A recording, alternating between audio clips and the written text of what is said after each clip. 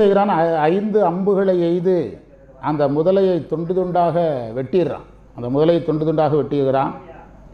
அதன் பின்பு துரோணாச்சாரியார் அர்ஜுனனுக்கு பிரம்மாஸ்திரம் மற்ற கல்விகள் நெருக்கடி எல்லாம் கற்றுக் கொடுக்குறாரு. நெருக்கடியான சூழ்நிலையில் மட்டும்தான் மிக வலிமையான ஆயுதங்களை பயன்படுத்தணும், எல்லா நேரமும் என்ன செய்யக்கூடாது, பயன்படுத்தக்கூடாது என்று சொல்லி கொடுக்குறார். இப்போ நீங்கள் நாகர்கோவில் பக்கமெல்லாம் போனீங்கன்னா வர்மக்கலைன்னு ஒரு கலை சொல்லிக் கொடுப்பாங்க. அது தமிழ்நாட்டில் அவங்க தான் நம்பர் 1 வர்மக்கலையில். ஆனால் அந்த கலையை எல்லாருக்கும் சொல்லிக் கொடுக்க மாட்டாங்க. அதாவது ரொம்ப சாதுவாக இருக்கிறவனுக்கு தான் சொல்லிக் கொடுப்பாங்க. 100% டென்ஷன் ஆக மாட்டானா தான் அந்த வர்மக்கலையை சொல்லிக் கொடுப்பாங்க. இந்த கமலஹாசனுடைய ஒரு படத்தில் அந்த கலையை பயன்படுத்துகிறார்ல, இந்தியன்கிற படத்தில், அந்த கலை தமிழ்நாட்டில் நாகர்கோவில் தான் நம்பர் 1, அடுத்து கேரளா. நாகர்கோவில் ஏன் நம்பர் 1 இருக்குன்னா கேரளா பார்டருங்கிறதுனால. அந்த கலை உண்மை. ஆனால் அந்த கலை எல்லாருக்கும் என்ன செய்ய மாட்டாங்க, ஏன்னா எல்லா நேரத்திலும் எல்லாரும் பயன்படுத்தி விடக்கூடாது. அதுபோல் அர்ஜுனா, நீயும் இந்த வலிய கலைகளை எல்லாம் எல்லா நேரத்திலும் பயன்படுத்தக்கூடாது. எந்தெந்த அஸ்திரங்களை தேவர்கள் மேல் பயன்படுத்தலாம், எந்தெந்த அஸ்திரங்களை மனிதர்கள் மேல் பயன்படுத்தலாம், எந்தெந்த அஸ்திரங்களை அசுரர்கள் மேல் பயன்படுத்தலாம், அந்த பட்டியெல்லாம் அவருக்கு சொல்லிக் கொடுக்குறார். அதை மீறி நீ ஏதாவது செய்தால் இந்த உலகத்துக்கு துன்பம் வரும். உலகத்துக்கு துன்பம் செய்த குற்றவாளியாக நீ பார்க்கப்படுவாய். ஒரு அம்பை ஏவுவதற்கு கற்றுக்கொண்டால் மட்டும் போதாது, அந்த அம்பை என்ன செய்யணும், திரும்ப பெறுவதற்கு கற்றுக்கொள்ள வேண்டும். எல்லாம் அவர் கற்றுக் கொடுக்கிறார். இதன் பிறகு இந்த வில்வித்தையில் தேர்வு வைத்தது போல இன்னொரு தேர்வு வைக்கிறார். என்ன தேர்வுனா, அதாவது துரியோதனனை அழைத்து இந்த உலகத்தில் நல்லவர்கள் யார் என்று பார்த்துட்டு வர சொல்கிறார். அதுபோல் தர்மனை அழைத்து இந்த உலகில் கெட்டவர்கள் யார் என்று பார்த்துட்டு வர சொல்கிறார். அது கல்வி தேர்வு, இது பண்பு தேர்வு. புரியுதா? பள்ளிக்கூடங்கள்லேயும் கல்வி சார்ந்த தேர்வு இருக்கும், பண்பு சார்ந்த தேர்வு இருக்கும். அப்போ துரியோதனனுடைய மனதில் கெட்ட எண்ணங்கள் அதிகமாக இருந்ததுனால அவனுக்கு எல்லாருமே யாராக தெரியுது, கெட்டவர்களாகவே தெரிகிறது. நல்லவர்கள் யாருமே இந்த உலகில் இல்லைங்கிறான். அதாவது விவேகானந்தர் சொல்லுவார், இந்த உலகின் கடைசி மனிதனை அழைத்து வாருங்கள் அப்படின்னு கேட்டார். இந்த உலகின் கடைசி மனிதனை அழைத்து வாருங்கள்னார். எதற்குன்னு கேட்டாங்க. அவனை விட மோசமானவன் நான் அப்படிங்கிறார். யார்? விவேகானந்தர். அவனை விட நான் மோசமானவன் அப்படிங்கிறார். மாணிக்க வாசகரை திருவாசகத்தில் என்ன சொல்கிறாரு? ஞாயிற்கடையாய் கிடந்த அடியேற்குன்னு தானே சொல்கிறாரு. நாயேனை தன்னடிகள் பாடுவித்த நாயகனை, நாயேனை தன்னடிகள் பாடுவித்த நாயகனைன்னு தானே சொல்கிறாரு. எனவே அடிப்படையில் துரியோதனனுடைய எண்ணங்கள் கெட்டதாக இருந்ததுனால அவனுக்கு எல்லாரும் யாராக தெரிந்தார்கள், கெட்டவர்களாக தெரிந்தார்கள். தர்மர் என்ன சொன்னார்னா, யாருமே கெட்டவங்க இல்லை, எல்லாருமே யாராக தெரிகிறார்கள், நல்லவர்களாக தெரிகிறார்கள். அந்த தேர்வையும் நடத்தி முடித்தார். அதாவது நாம் அணிகின்ற கண்ணாடிக்கு ஏற்றபடி பொருள் தெரிகிற மாதிரி எண்ணங்களுக்கு ஏற்ப தெரிகிறது, எண்ணங்களுக்கு ஏற்ப தெரிகிறது. நாங்கள் பள்ளிக்கூடத்தில் வேலை பார்க்கும்போது இவனுக்கு படிப்பே வராது சார், இவனுக்கு படிப்பே வராது சார் அப்படின்னு சொல்கிற டீச்சர்கள் நிறையா இருப்பாங்க. நாங்கள்லாம் எப்படியாவது இவன் படிச்சிருவான் சார் அப்படிலாம் யோசிக்க வேண்டியதில்லைன்னு சொல்லுவோம். நாங்கள் ஒரு வகையான டீச்சர். அப்போ நானெல்லாம் கேட்பேன், உங்கள் மகனுக்கு படிப்பு வரலன்னா நீங்கள் அவனை படிக்காமல் வைக்கிருவீங்களா? உங்கள் மகனுக்கு படிப்பு வரலன்னா அப்படி நீங்கள் எவ்வளோ கேர் எடுக்கிறீங்க? எங்கள் டிபார்ட்மெண்ட்டில் சில ஆசிரியர்கள் அவங்ககிட்ட படிக்கிற பையன் 10ஆவது பரீட்சை எழுதுவான், அவங்க பையன் 10ஆவது பரீட்சை எழுதுவான். 50 பையனை அரசாங்கம் அவன்கிட்ட ஒப்படைச்சிருக்கோம். இவங்க ஒரு பையனுக்காக 15 நாள் மெடிக்கல் லீவில் வீட்டில் உட்காந்துருவாங்க. இப்போ டிபார்ட்மெண்ட்டில் இப்போ தான் ஜிஓ போட்டிருக்கான், உன் பையனுக்காக என்ன செய்யக்கூடாது, தேர்வு நடக்கும்போது லீவ் போடக்கூடாதுன்னு இப்போ தான் கொண்டு வந்திருக்கிறாங்க டிபார்ட்மெண்ட்டில். இப்படி உலகம் வேற ஒரு வகையாக போயிட்டுருக்குது. அதாவது நாங்களெல்லாம் இந்த சிரமப்படுற மாணவர்களை தான் ரொம்ப நேசிப்போம். ஞானிகள் சொல்கிறாங்க, நம்ம கூட இருக்கிற 99 ஆடை விட ஒரு மேய்ப்பன், ஆடு மேய்க்கிறவன், அவன் கூடவே இருக்கிற 99 ஆடுகளை பற்றி கவலைப்படுறதை விட எதை பற்றி தான் கவலைப்படுவான்? காணாமல் போன அந்த ஒரு ஆட்டை தான் என்ன செய்வான், தேடுவான் அப்படின்னு சொல்லுவாங்க. அது மாதிரி இந்த கதையை நாம் எடுத்துக்கொள்ள வேண்டும். இருக்கட்டு. இப்போ அடுத்து அந்த மகாபாரத கதையில் கர்ணனுடைய வளர்ப்பு வருகிறது. ஏன்னா இனி வருகின்ற பகுதியில் யார் உள்ளே வரணும், கர்ணன் உள்ளே வரணும். அதனால் கர்ணன் தேரோட்டியால், அதிரதன் என்ற தேர்ப்பாகனால் வளர்க்கப்பட்டான். அதிரதனுடைய மனைவி பேர் ராதை, வளர்த்தாங்க, எடுத்து வளர்த்தார்கள். கர்ணன் தேரோட்டி வளர்த்ததுனால கர்ணனுக்கு என்ன பேர் வருகிறது, சூதபுத்திரன். சூதபுத்திரன் என்ற பெயர் வருகிறது. தேரோட்டி வளர்த்ததுனால அதை செல்லப்பிள்ளையாக வளர்கிறாரு. தேரோட்ட பழகிறான். நாம் எந்த துறையில் இருக்கிறோமோ அதனுடைய பழக்கம் இருக்கும். எங்களை அழைச்சிட்டு வந்தது ஒரு தம்பி அழைச்சிட்டு வந்தார். அவர் நிறைய படிச்சுட்டு விவசாயம் பண்ணுறதா சொன்னார். ஒரு தம்பி எங்களை அழைச்சிட்டு வந்தார். இப்போ நான் இவ்வளவு பேசுகிறேனே தவிர எனக்கு விவசாயம் முழுவதும் தெரியும். சில கரும்பு விவசாயம் தெரியாது. ஏன்னா திருநெல்வேலியில் கரும்பு வைக்கிற அளவுக்கு என்ன கிடையாது. எங்கள் ஏரியாவில் திருநெல்வேலியில் தண்ணியெல்லாம் கிடையாது. அந்த திருநெல்வேலி விவசாயம் எல்லாம் தெரியும் எனக்கு. கல்வித்துறைங்கிறது நான் ரெண்டாவது எடுத்துக்கொண்டது தான். அடிப்படையில் பெற்றோர் என்னதில் தான் இருந்தாங்க, விவசாயத்தில் தான் இருந்தாங்க. அப்போ நம்ம எந்த குடும்பத்தில் இருக்கிறோமோ அது சார்ந்த கல்வி நமக்கு கட்டாயம் இருக்கும். என் கூட படித்த மாணவர்கள் எல்லாம் மீனவ மாணவர்கள் ஒரு 40% இருப்பாங்க. அவங்களுக்கு மீன் சார்ந்த தொழிலெல்லாம் தெரியும். கைத்தொழில் ஒன்றை கற்றுக்கொள்னார். யார்? நாமக்கல் ராமலிங்கம் பிள்ளை. அவர் பேரை சொல்லியெல்லாம் 20 வருஷம் ஆகி போச்சு. இப்போ தான் சொல்ல வேண்டியது வருது. கைத்தொழில் ஒன்றை கற்றுக்கொள்னார். இப்போ ஏதாவது ஒரு தொழிலை தெரிஞ்சுக்கிட்டு போனால் உடனே குலக்கல்விங்கிறான். நம்ம ஆட்கள் எந்த தொழிலையும் கற்க விட மாட்டேங்கிறான். ஏன்னா அப்போ தானே கம்ப்யூட்டர் துறையில் பணக்காரனுக்கு வேலை செய்ய ஆள் கிடைக்கும். உண்டா இல்லையா? நமக்கு ஒரு தொழில் தெரிஞ்சிருக்கிறது ஒன்றும் தப்பு கிடையாது. ஏதோ ஒரு தொழில் தெரிஞ்சிருக்கணும். அப்போ இவனுக்கு அந்த தேரோட்டியின் மகனாக இருந்தும் கூட அவனுக்கு என்ன ஆர்வம் இல்லை. அந்த தேரோட்டு தெரிகிறது, ஆனால் தேரோட்டுவதில் ஆர்வம் இல்லை. தேரோட்டில் என்ன இல்லை? ஆர்வம் இல்லை. அந்த மன்னர்களுடைய பிள்ளைகளைப் போல தான் இந்த தேர்க்கலையை, இந்த போர்க்கலையை கற்க வேண்டும் என்று ஆசைப்பட்டான். அவனுடைய வரலாறு முழுவதும் பாருங்கள், கர்ணன் தேரோட்டியதாக எங்கேயுமே கிடையாது. தேரோட்ட தெரியும், தேரோட்டி மகன். ஆனால் தேரோட்டிய வரலாறு அங்கே பாரதத்தில் எங்கேயுமே பின்னால் கிடையாது. அதனால் கல்வி கற்க ஆசைப்பட்டான். யுத்த பயிற்சிகள் பெறுவதற்கு ஆசைப்பட்டான். அதனால் ஹஸ்தினாபுரத்துக்கு போகிறான். அங்கே தான் மன்னர்களுடைய பிள்ளைகள்லாம் இருக்கிறாங்க. அங்கே போகிறான். அப்போது தனுர்வேத பாடசாலை. இப்போ நாம் ஒரு குழந்தையை சேர்க்கணும்னா இப்போ Srinivasa school, RGM school, GVG ஸ்கூல்னு சொல்கிறோம்ல, அது மாதிரி அன்றைக்கி தனுர்வேத பாடசாலை. துரோணர் தான் அங்கே வாத்தியார். துரோணாச்சாரியார் தான் ஆசிரியராக இருக்கிறாரு. அப்போது அந்த போய் அவன் பாடம் கேட்க போகிறான். அந்த காலம் மாதிரி எல்லாம் இந்த காலம் மாதிரி எல்லாரும் அவ்வளோ எளிதாக ஒரு பாடசாலைக்குள்ளே நிச்சய முடியாது. அந்த காலத்தில் போக முடியாது. மன்னர்களுடைய பிள்ளைகளாக இருக்கணும். சமூக ரீதியான கட்டுப்பாடுகள் நிறையா இருந்தது. அவர் அந்தணர் பிள்ளைகளுக்கு கற்றுக் கொடுக்கறது, சத்திரியர்களுக்கு கற்றுக் கொடுக்கறதுல ஆர்வமாக இருந்தார். இது போன்று எடுத்த உடனே உங்கள் அப்பா அம்மா பேர் கேட்பாங்கல்ல பள்ளிக்கூடத்தில். இவன் யாரை சொல்ல வேண்டியது வந்தது? எங்கள் அப்பா ஒரு தேரோட்டி என்று சொல்லும்போது அவனுக்கு நோ அட்மிஷன், பள்ளியில் சேர்க்க மறுத்துட்டாங்க. துரோணருடைய பாடசாலையில் அவன் படிக்க முடியாது. அதனால் அவர் பார்க்கவர் என்று சொல்லக்கூடிய பரசுராமர் இடத்துல போய் படிக்கிறான். அவர் சத்திரியர்களுக்கு படித்து கொடுக்க மாட்டார், சத்திரியர்களுக்கு படித்து கொடுக்க மாட்டார். அப்போது பிடிக்காது, நான் பிராமணன். அதனால் இவர் என்ன செய்கிறாரு, நான் ஒரு பிராமணன் என்று தன்னைத்தானே என்ன சொல்ல வேண்டியது வந்துட்டு, அவனுக்கு பொய் சொல்ல வேண்டியது வந்துட்டு.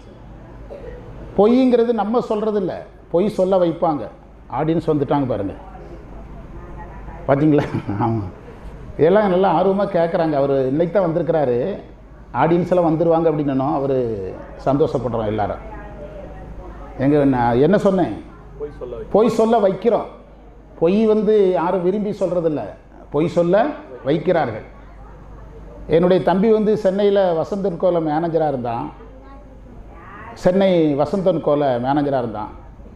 என் தம்பி சொல்லுவான், மேனேஜர்கிட்ட போய், அண்ணாச்சி நானும் திருநெல்வேலிக்காரன் தான், கொஞ்சம் விலையை குறைச்சி போடுங்க அப்படின்னு நம்ம கேட்ட உடனே, நம்ம ஊருக்காருப்பா கவனிச்சிடுங்க அப்படிம்பாரான் அந்த ஓனர். அவன் என்ன செய்வானா, அந்த ரேட்லேருந்து 20 ரூபா கூட்டி சொல்லுவானா. கூட்டி சொல்லிவிட்டு என்ன செய்கிறது, நம்ம அண்ணாச்சிப்பா 20 ரூபாய் குறைச்சி போடுமா. கடைசியில் எந்த ரேட்டு தான், அதே ரேட்டு தான் வருமா. அப்போ இந்த பொய்யை சொல்ல வச்சது யாருன்னா, இவன் போய் அண்ணாச்சின்னு தன்னை சொன்னது தான் தப்பு. போனமாக என்ன செய்யணும், பொருளை பொய் சொல்ல வைக்கப்படுகிறது. அர்ஜுனன் என்ன செய்ய வேண்டிய, கர்ணன் என்ன செய்ய வேண்டியது வந்தது, பொய் சொல்ல வேண்டியது வந்தது. கொஞ்சம் ஹாட் வாட்டர் வாங்கி கொடுங்க, சுடு தண்ணி வேண்டியது வந்தது. ஒரே கண்டினியூவாக ஒர்க்கு. என்ன செய்கிறது, நாங்கள் நேற்று 5 மணி நேரம் சொற்பொழிவு ஈரோட்டில் 5 மணி நேரம் சொற்பொழிவு. இவங்க 2 பேர் வந்திருந்தாங்க, அவங்க மீனா வந்திருந்தாங்க. ஈரோட்டில் டெய்லி சொற்பொழிவு. நான் என்ன உடம்பு தானே, இன்ஜின் கிடையாதுல்ல. என்ன சொல்கிறீங்க, உடம்புங்கிறது இன்ஜின்னா அந்த பார்ட்டை கலத்திட்டு வேற ஒரு ஃப்ரெஷ்ஷான ஒரு பார்ட்டை தூக்கி போட்டுடலாம். ஓய்வு தான் இருக்குது. ஆமாம், இதுதான் ஓய்வு தான் மருந்து, ஓய்வு எடுக்க முடியாது. அப்போ பிரம்மாஸ்திரம் படிக்கிறான், தர்மத்தை நிலைநாட்ட கல்வியை பயன்படுத்துங்கிறார். அவர் கல்வி, அதாவது பரசுராமர் ஒரு வார்த்தை சொல்கிறார், தர்மத்தை நிலைநாட்டுறதுக்கு உன்னுடைய கல்வியை பயன்படுத்து. கல்வி ஒவ்வொரு காலத்திலையும் ஒவ்வொரு விதமாக பயன்படுத்தப்பட்டது. நாங்கள்லாம் படித்த காலம் அல்லது இங்கே இருக்கிற பெரியவங்கள்லாம் படித்த காலத்தில் கல்விங்கிறது நம்மை பண்படுத்துவதற்காக இருந்தது. கல்வி என்பது எதற்காக இருந்தது? பண்படுத்துவதற்காக இருந்தது. நாங்கள் படிக்கிற காலத்தில் அதில் கொஞ்சம் சின்ன சேஞ்சு வர ஆரம்பித்தது. திருவி கல்யாண சுந்தரனார் சொன்னார், இன்றைக்கு இருக்கிற கல்வி வயிற்று பிழைப்பு கல்வினார். என்ன கல்விங்கிறாரு? வயிற்று பிழைப்புக்கான கல்விங்கிறார் இன்றைக்கு திருவி கல்யாண சுந்தரனார் சொல்கிறார். நம்ம இப்போ கல்விங்கிறது, இந்த கல்வியை கற்றால் எவ்வளவு சம்பளம் கிடைக்கும் அதுதானே இருக்குது. இந்த கல்வியை கற்றால் லண்டன் போகலாம், அமெரிக்கா போகலாம். இந்த கல்வியை கற்றால் 5 லட்ச ரூபா சம்பளம் கிடைக்கும், 10 லட்ச ரூபா சம்பளம் கிடைக்கும். இந்த காலேஜுக்குள்ளே போனால் இவ்வளோ சம்பளத்துக்கு போகலாம், இந்த காலேஜுக்கு போனால் இவ்வளோ சம்பளத்துக்கு தான் போக முடியும். அமிர்தா போயிட்டோம்னா இவ்வளோ சம்பளம், கிருஷ்ணா போயிட்டோம்னா இவ்வளோ சம்பளம். பையன் உள்ளே போகும்போதே எதை கணக்கு போடுறாங்க. அதனால் கல்விங்கிறது எதா போச்சுது? இன்றைக்கி வயிற்று பிழைப்பாக போயிட்டு காசுப்பா. ஆனால் கல்விங்கிறது கற்க கசடர கற்பவை கற்றபின் நிற்க, நல்லவனாக வாழ்கிறதுக்கு தான் கல்வி. கல்விங்கிறது நல்லவனாக வாழ்வதற்கு தான் கல்வி. நாங்கள் பள்ளிக்கூடத்தில் படிக்கும்போது எங்கள் ஆசிரியர் கேட்பார், நீ படித்து என்ன ஆக போகிறாய்? 9ஆம் வகுப்பு படிக்கும்போது கேட்பார். அப்போ உங்களுக்கெல்லாம் ஞாபகம் இருக்கும், எல்லா ஸ்கூல்லையும் கேட்பாங்க, நான் கலெக்டராக போகிறேன், நான் டாக்டராக போகிறேன், நான் இன்ஜினியராக போகிறேன். அதுலேயே ஒரு பீரியடு முடிஞ்சிடும். அவர் அந்த வாத்தியார் என்னுடைய சொந்த சித்தப்பா. அவர் கடைசியில் சொல்லுவார், யார் வேணாலும் ஆயிக்க, முதல்ல மனுஷனாக அப்படிம்பார். அவர் சொல்லுவார், நீ யாராக வேணாலும் ஆயிக்க, யார் ஆயிக்க. இல்லை டாக்டரே கிட்னி திருடி விற்கிறாரு சார், டாக்டராக என்ன பண்ண போகிறீங்க? உண்டா இல்லையா? பல கலெக்டர்கள் மேலே லஞ்ச வழக்கு இருக்குது, பல கலெக்டர் மேலே. அதனால் கல்விங்கிறது ஒழுக்கம் இல்லாத கல்வியாக என்ன செய்யக்கூடாது? போயிடக்கூடாது. கல்விங்கிறது ஒழுக்கம் இல்லாத கல்வியாக போயிடக்கூடாது. கல்வி எதற்கு பயன்படணும்? பண்படுத்தணும் கல்வி. அதைத்தான் அவர் சொல்லிக் கொடுத்தார். யாருக்கு? கர்ணனுக்கு சொல்லிக் கொடுத்தார். ஒரு நாள் பரசுராமர் படுத்திருக்கும்போது தூக்கம் வந்து யார் மடியில் தலை வைத்து படுக்கிறாரு? பரசுராமருடைய மடியில் தலை வைத்து படுக்கும்போது ஒரு வண்டு கடித்து இவனுடைய தொடையில் கடித்து ரத்தம் வருகிறது. ஒரு சத்திரியன் தான் இவ்வளவு வலியை தாங்க முடியும், ஒரு பிராமணனால் இந்த வலியை நிச்சய முடியாது, தாங்க முடியாது. அப்போ அவர் கண்டுபிடிச்சிடுறாரு.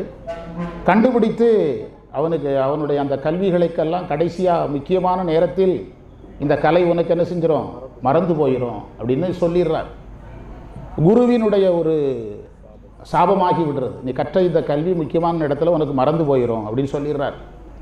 அது என்ன சொல்கிறாருன்னா, அந்த ஜாதிங்கிற எண்ணம் அவருடைய அன்பை மறைச்சிட்டுங்கிறார். ஜாதி எதை மறைச்சிருது? அன்பை மறைச்சிட்டு. அந்த ஜாதி அந்த ஜாதிங்கிற அவனுடைய திறமை, அவனுடைய எல்லாமே ஒரே நேரத்தில் அடிபட்டு போச்சு. எந்த வார்த்தையில்? ஜாதிங்கிற இந்த ஒரே வார்த்தையில். அவன் பிராமணன் அல்ல அப்படிங்கிற ஒரே வார்த்தையில். திருவள்ளுவர் வந்து பிறப்புக்கும் எல்லா உயிர்க்கும்னார். போன வகுப்பில் சொன்னேன், முதல் நாள் திருவள்ளுவர்கிட்ட கேட்டாங்க, எப்படியாவது மனுஷனை ரெண்டாக பிரிக்கணும், அது ஜாதி அடிப்படையிலே எந்த அடிப்படையாக ரெண்டாக பிரிக்கணும், ஒரு ஐடியா சொல்லுங்கன்னு கேட்டாங்க. அவர் சொன்னார், ஒழுக்கம் உடைமை குடிமை, இழுக்கம் இழிந்த பிறப்பாய் விடும். ஒழுக்கம் இருக்கிறவன் உயர்ந்த ஜாதின்னு சொல்லு, ஒழுக்கம் இல்லாதவனை தாழ்ந்த ஜாதின்னு சொல்லு அப்படின்னு முடிச்சிட்டார். யார்? வள்ளுவர். ஒழுக்கம் உடைமை குடிமை, இழுக்கம் இழிந்த பிறப்பாய் விடும் அப்படின்னு சொன்னார். பாரதியாருடைய வரலாற்றில் ஒரு தாழ்த்தப்பட்ட ஒருத்தருக்கு பாரதியார் பூணூல் போட்டு விடுறார். பாண்டிச்சேரியில் தாழ்த்தப்பட்டவருக்கு பூணூல் போட்டு விடுறார் பாரதியார். அப்போ பாரதியார்கிட்ட கேட்குறாங்க, நீங்கள் ஒரு பிராமணனுக்கு தான் பூணூல் போடலாம், எப்படி யாருக்கு பூணூல் போடக்கூடாது? தாழ்த்தப்பட்டு எப்படி போடலாம்னு கேட்குறாங்க. என் கூட வான்னு கூப்பிட்டு போகிறார். அந்த தாழ்த்தப்பட்டவர் ஆற்றுல குளிக்கிறது, அவர் சாமிக்குரிய பாத்திரங்களை விளக்குறது, அவர் அந்த அனுஷ்டானம் பண்ணுறது எல்லாம் யார் பார்க்குறா? அந்த பிராமணர் பார்க்குறாரு. இவருக்கு அந்த தகுதி இருக்குது, ஏன்னா அவர்கிட்ட அந்த குணங்கள் எல்லாம் யாருக்கு இருக்குது? இவருக்கு இருக்கிறது. எனவே குணங்களை பார்க்கணும், செயலை பார்க்கணும், எதை பார்க்கக்கூடாது? இதையெல்லாம் நம்ம கடக்க வேண்டும் என்று நூல் சொல்லுது, உங்ககிட்ட சொல்லலை. உங்களுக்கு ஒரு கொள்கை இருக்குது, அதுக்கு நான் பொறுப்பு கிடையாது. எதில் சொல்லப்பட்டிருக்கிறது? நூல்களில் சொல்லப்பட்டிருக்கு. நீங்கள் செய்யுங்கன்னு நான் சொல்லலை. நீங்கள் செய்யணும்னாலும் அதுக்கும் யார் அருள் செய்யணும்? திரௌபதி அம்மன் அருள் இருந்தால் தான் அதையும் செய்ய முடியும் என்று அந்த நூல்களிலே சொல்லப்படுகிறது. அவருடைய அன்பெல்லாம் போயிற்று, சாபத்தையும் கொடுத்துட்டாரு. இதனால் துரியோதனன் கர்ணன் ஏதாவது ஒரு பக்கம் சத்திரிய சார்பு இருந்தால் தான் மேலே வர முடியும். இல்லைன்னா அப்பா கூட சேர்ந்து என்ன செய்ய வேண்டியதுதான், தேர் ஓட்ட வேண்டியதான். அந்த சத்திரிய சார்பு தேடும்போது அடுத்த சாய்ஸ் யார்? துரியோதனன். பார்த்தீங்களா, கர்ணன் கெட்டவங்ககிட்ட சேர்ந்தான்னு சொல்கிறோமே தவிர கெட்டவர்களுக்கு சேர்வதற்கான சூழ்நிலையை பெரியவர்கள் தான் உண்டாக்கினார்கள். கெட்டவர்களிடத்தில் சேர்வதற்கான சூழ்நிலை யார் தான் உருவாக்கினார்கள்?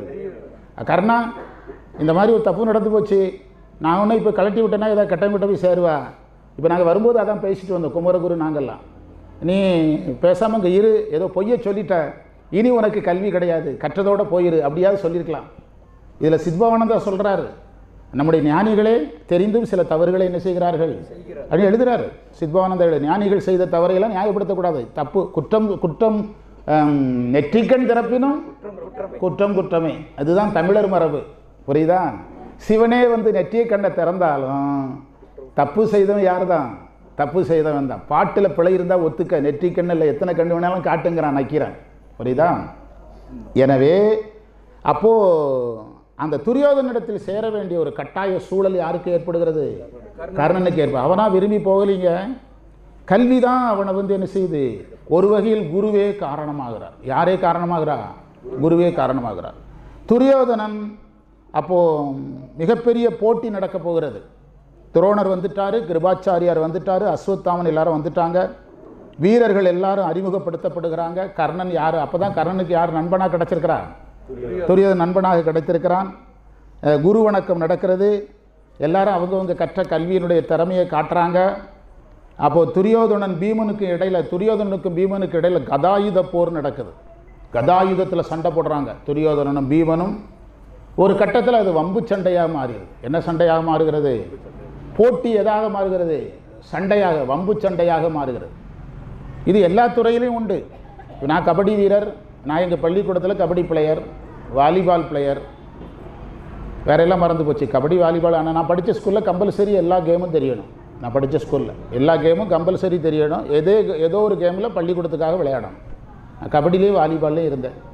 கபடியில் பார்த்தீங்கன்னா எதிரணிக்கார மேலே ஏதோ ஒரு கோவம் இருந்தால் தொடுறதுக்கு பதிலாக உதச்சிட்டு வந்துடுவான். ஒரு கட்டத்தில் அது சண்டையாறிடும். கிரிக்கெட்லேயும் நடக்குதில்ல, ஏதாவது வார்த்தை சொல்லிடுறான், உடனே அம்பையர் என்ன செய்கிறாரு? என்ன கார்டு காட்டுறாரு? மஞ்சள் கார்டா? எல்லோ கார்டு காட்டுறாரு. எத்தனை தடவை காட்டுவார்? ஃபுட்பால்லையா? பிறகு ரெட்டு, அதுக்கு வெளியே போக சொல்லிடுவாங்க. கிரிக்கெட்டில் என்னது? வார்னிங் கொடுப்பாங்க. பார்த்தீங்களா, கிரிக்கெட்டில் இதெல்லாம் தெரிஞ்சு வச்சுருக்கணுங்க. இப்போ மகாபாரதம் பேசணும்னா ஃபைன் போட்டுருவாங்க. அதுக்கு ஒரு ஃபைன் போட்டுருவாங்க, அதை கட்டணும். பிறகு குறிப்பிட்ட வருடங்கள் விளையாட முடியாமல் பண்ணிடுவாங்க. விளையாடலைன்னா என்ன? விளையாடலைன்னா சம்பாதிக்க முடியாது, அதான் வருத்தம். புரியுதா? ஆமாம், வீரர்களெல்லாம் இந்தியாவுக்காக விளையாடுறாங்க. ஒருத்தனும் இந்தியாவுக்காக விளையாடலை, எல்லாம் எதுக்காக விளையாடிட்டு இருக்கிறாங்க? எல்லாம் விளையாடுனா பணம் வரும், விளையாடுனா விளம்பரத்தில் ஃபேமஸ் ஆகலாம். ஏதோ ஒரு சிலர் என்ன பக்தியில் இருக்கலாம், பக்தியில் இருக்கலாம், இல்லைன்னு சொல்ல முடியாது. இப்போ நீங்கள் டெண்டுல்கரை எடுத்துக்கிட்டிங்கன்னா எல்லா விளம்பரத்துக்கும் நடிக்க மாட்டார். இளைஞர்கள் தவறான பாதைக்கு போகக்கூடிய விளம்பரத்துக்கு யார் வரமாட்டா? அப்புறம் அவங்களும் ஒரு கொள்கையோடு இருக்கிறாங்க. எனவே என்ன பார்த்தோம்? இந்த கதாயுத போர் எதா மாறிட்டு போட்டி சண்டையாக மாறிவிட்டது. அப்போ அந்த இடத்துல அஸ்வத்தாமன் இடையில புகுந்து அந்த சண்டையை சமாதானப்படுத்தி ஓரளவு பிரித்து விடுறான். அப்போது இந்த போட்டி நடந்து கொண்டிருப்பதை விளக்கி சொல்லணும். திருதராஷ்டிரன் வந்து அந்த களத்தில் இருக்கிறார், அந்த போட்டி நடக்கிற இடத்துல ஆடிட்டோரியத்தில் இருக்கிறாரு. திருதராஷ்டிரனுக்கு என்ன தெரியாது? அப்போ அவருக்கு விதுரர் லைவ் இது கொடுத்துட்ருக்கிறார், லைவ் கமெண்ட்ரி சொல்கிறோம்ல, நேரடி வர்ணனை கொடுத்துட்ருக்கிறார். யார் அது? அன்னைக்கே லைவ் கமெண்ட்ரி மாதிரி கொடுத்துட்ருக்கிறார். காந்தாரி தன் கண்ணை செயற்கையாக என்ன செஞ்சுருக்கிறாங்க, கட்டியிருக்கிறாங்க. அவங்களுக்கு குந்தி தேவி நேரடி வர்ணனை செய்கிறாங்க. இங்கிலீஷில் சொன்னால் லைவ் கமெண்ட்ரி கொடுத்துட்ருக்கிறாங்க. அந்த காலத்தில் இதெல்லாம் இருந்திருக்கிறது, அது நடந்து கொண்டு இருக்கிறது. அர்ஜுனன் அறிமுகப்படுத்தப்படுகிறான் அந்த களத்தில். யார் அறிமுகப்படுத்துகிறா? ஆமாம், இந்த சூடு குடிச்சிருவேன். அர்ஜுனன் அறிமுகப்படுத்தப்படுகிறான் இந்த களத்தில். இதை கொஞ்சம் கலந்தா குடிச்சிடலாம். துரோணாச்சாரியார் யாரை அறிமுகப்படுத்துகிறாரு? அர்ஜுனனை அறிமுகப்படுத்துகிறார். ஏனென்றால் துரோணாச்சாரியாருக்கு யார் ரொம்ப பிடிக்கும்? அர்ஜுனன் ரொம்ப பிடிக்கும். நல்லா படிக்கிற பையன் யாருக்கு பிடிக்கும்? ஆசிரியருக்கு பிடிக்கும். அந்த மாதிரி பிடிக்கும். அந்த அர்ஜுனன் துரோணாச்சாரியார் அர்ஜுனனை அறிமுகப்படுத்தும் போது திருதராஷ்டிரனுக்கு அவரை அறியாமலே பொறாமை வருகிறது. துரியோதனனுக்கு இல்லாத ஒரு பெருமை, துச்சாதனனுக்கு இல்லாத ஒரு பெருமை யாருக்கு சொல்லப்படுகிறது? அர்ஜுனனுக்கு சொல்லப்படுகிறது என்று பொறாமைப்படுகிறார். அப்போ பார்த்து கர்ணனும் உள்ளே வந்துட்டான். இந்த போட்டி நடக்கிற இடத்துக்கு துரியோதனன் வரவேற்கிறான். துரியோதனன் கூடவே வந்து துரியோதனன் வரவேற்கிறான். அப்போது அவனுக்கு அடிப்படையிலே ஒரு குரு பக்தி இருந்ததுனால துரோணருக்கு என்ன செய்கிறான்? வணக்கம் சொல்கிறான். துரோணருக்கு வணக்கம் சொல்லுகிறான். திறன் காட்ட அனுமதி கேட்குறான். நானும் இந்த களத்தில் என்னுடைய திறமையை காட்டுகிறேன் என்று அனுமதி கேட்குறான். அனுமதி கொடுத்துட்றாங்க. அர்ஜுனன் என்ன செய்தானோ அதையெல்லாம் யார் செய்கிறா? கர்ணன் செய்து காட்டுகிறான். இந்த காட்சிகளை குந்தி தேவி பார்த்துக்கிட்டு இருக்கிறாங்க. குந்தி தேவி தானே என்ன வர்ணனை கொடுக்குறாங்க? நேரடி வர்ணனை கொடுக்கறதுனால குந்தி தேவி பார்க்குறாங்க. குந்திக்கு தெரிஞ்சிட்டு வந்திருக்கிறது யாரு? நாம் வந்து நம்முடைய சூரிய பகவானை நினைத்து மந்திரம் சொன்னபோது நமக்கு உண்டான குழந்தையை நதியில் ஒரு பெட்டியில் வைத்துவிட்டு நாம் அனுப்பணும். அந்த குழந்தை தான் யாராக வந்திருக்குது?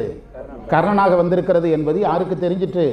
குந்தி தேவிக்கு தெரிந்து ஒரு மயக்க நிலையை அடைகிறாள். இது கர்ணன் தான் என்று அவள் கண்டுகொள்வதற்கு எது காரணமாக இருந்தது என்றால், அந்த பெட்டியில் வைத்து கர்ணனை அனுப்பும்போது ஒரு நகையை வச்சு அனுப்பியிருக்கிறார். அந்த நகையை யார் போட்டிருக்கிறார்? கர்ணன் போட்டிருக்கிறான். அதனால் அவளுக்கு அதிர்ச்சி ஆயிற்று. யாரே வந்திருக்கிறா? நம்முடைய மகன் தான், கர்ணன் தான் இப்படி வந்திருக்கிறான் என்று அறிந்து கொள்கிறாள்.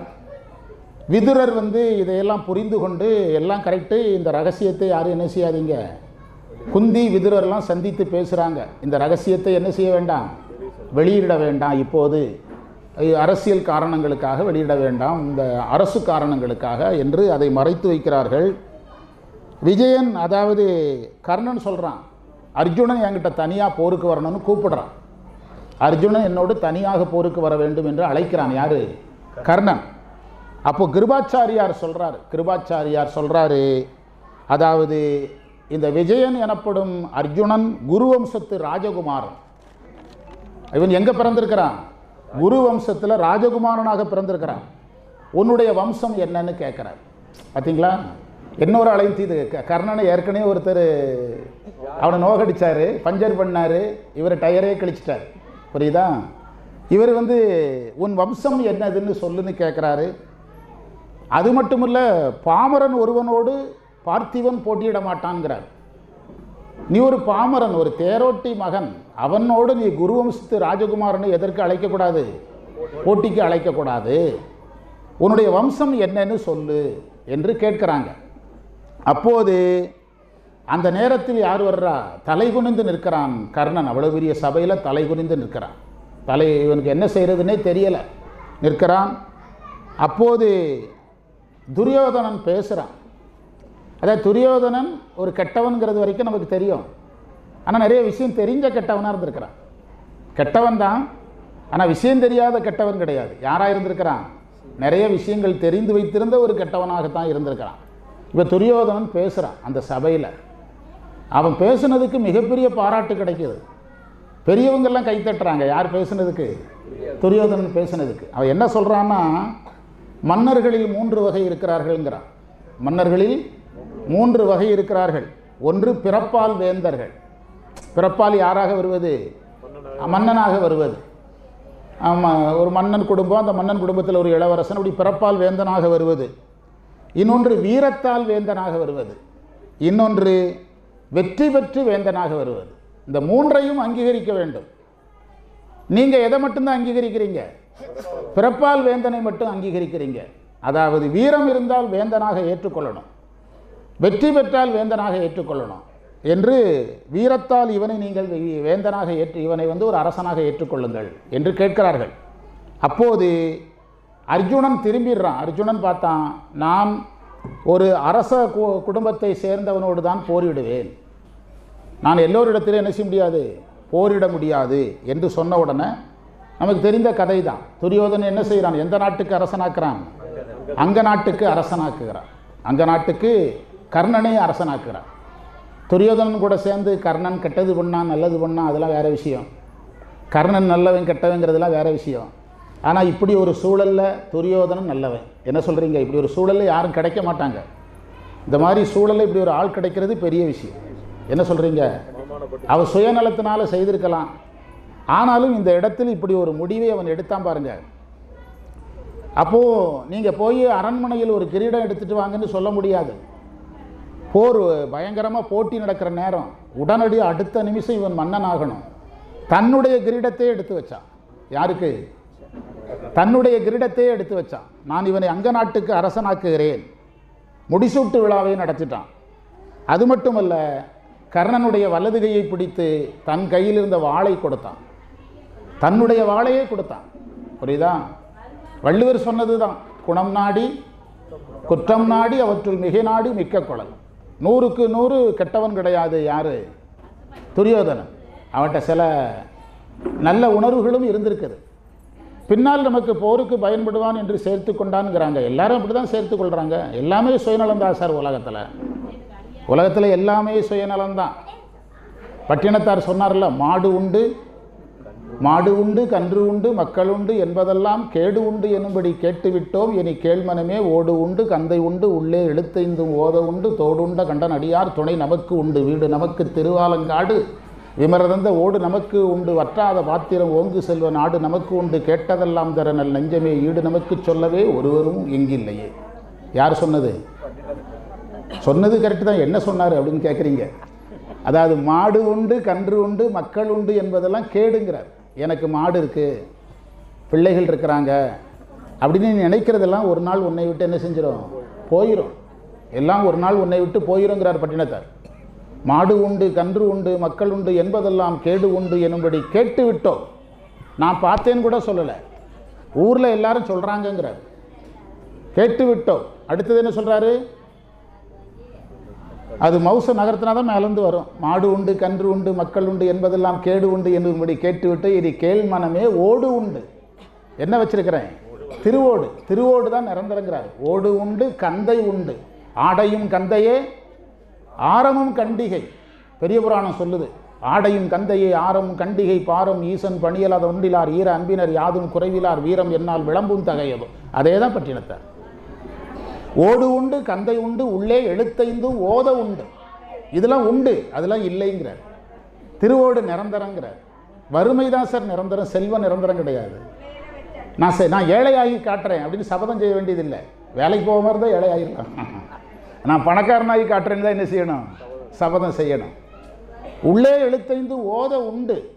இப்போ நம்ம திரௌபதி அம்மனை வணங்குறோம்னா அந்த தெய்வத்தினுடைய பெயரை சொல்லணும். அது நிரந்தரம், அதுதான் நிரந்தரம். தெய்வத்தினுடைய பெயர் அதுதான், அந்த மந்திரம் தான், சாமியுடைய பெயர் தான் மந்திரம். அதை நம்ம மனசுக்குள்ளே சொல்லிகிட்டே இருக்கணும்.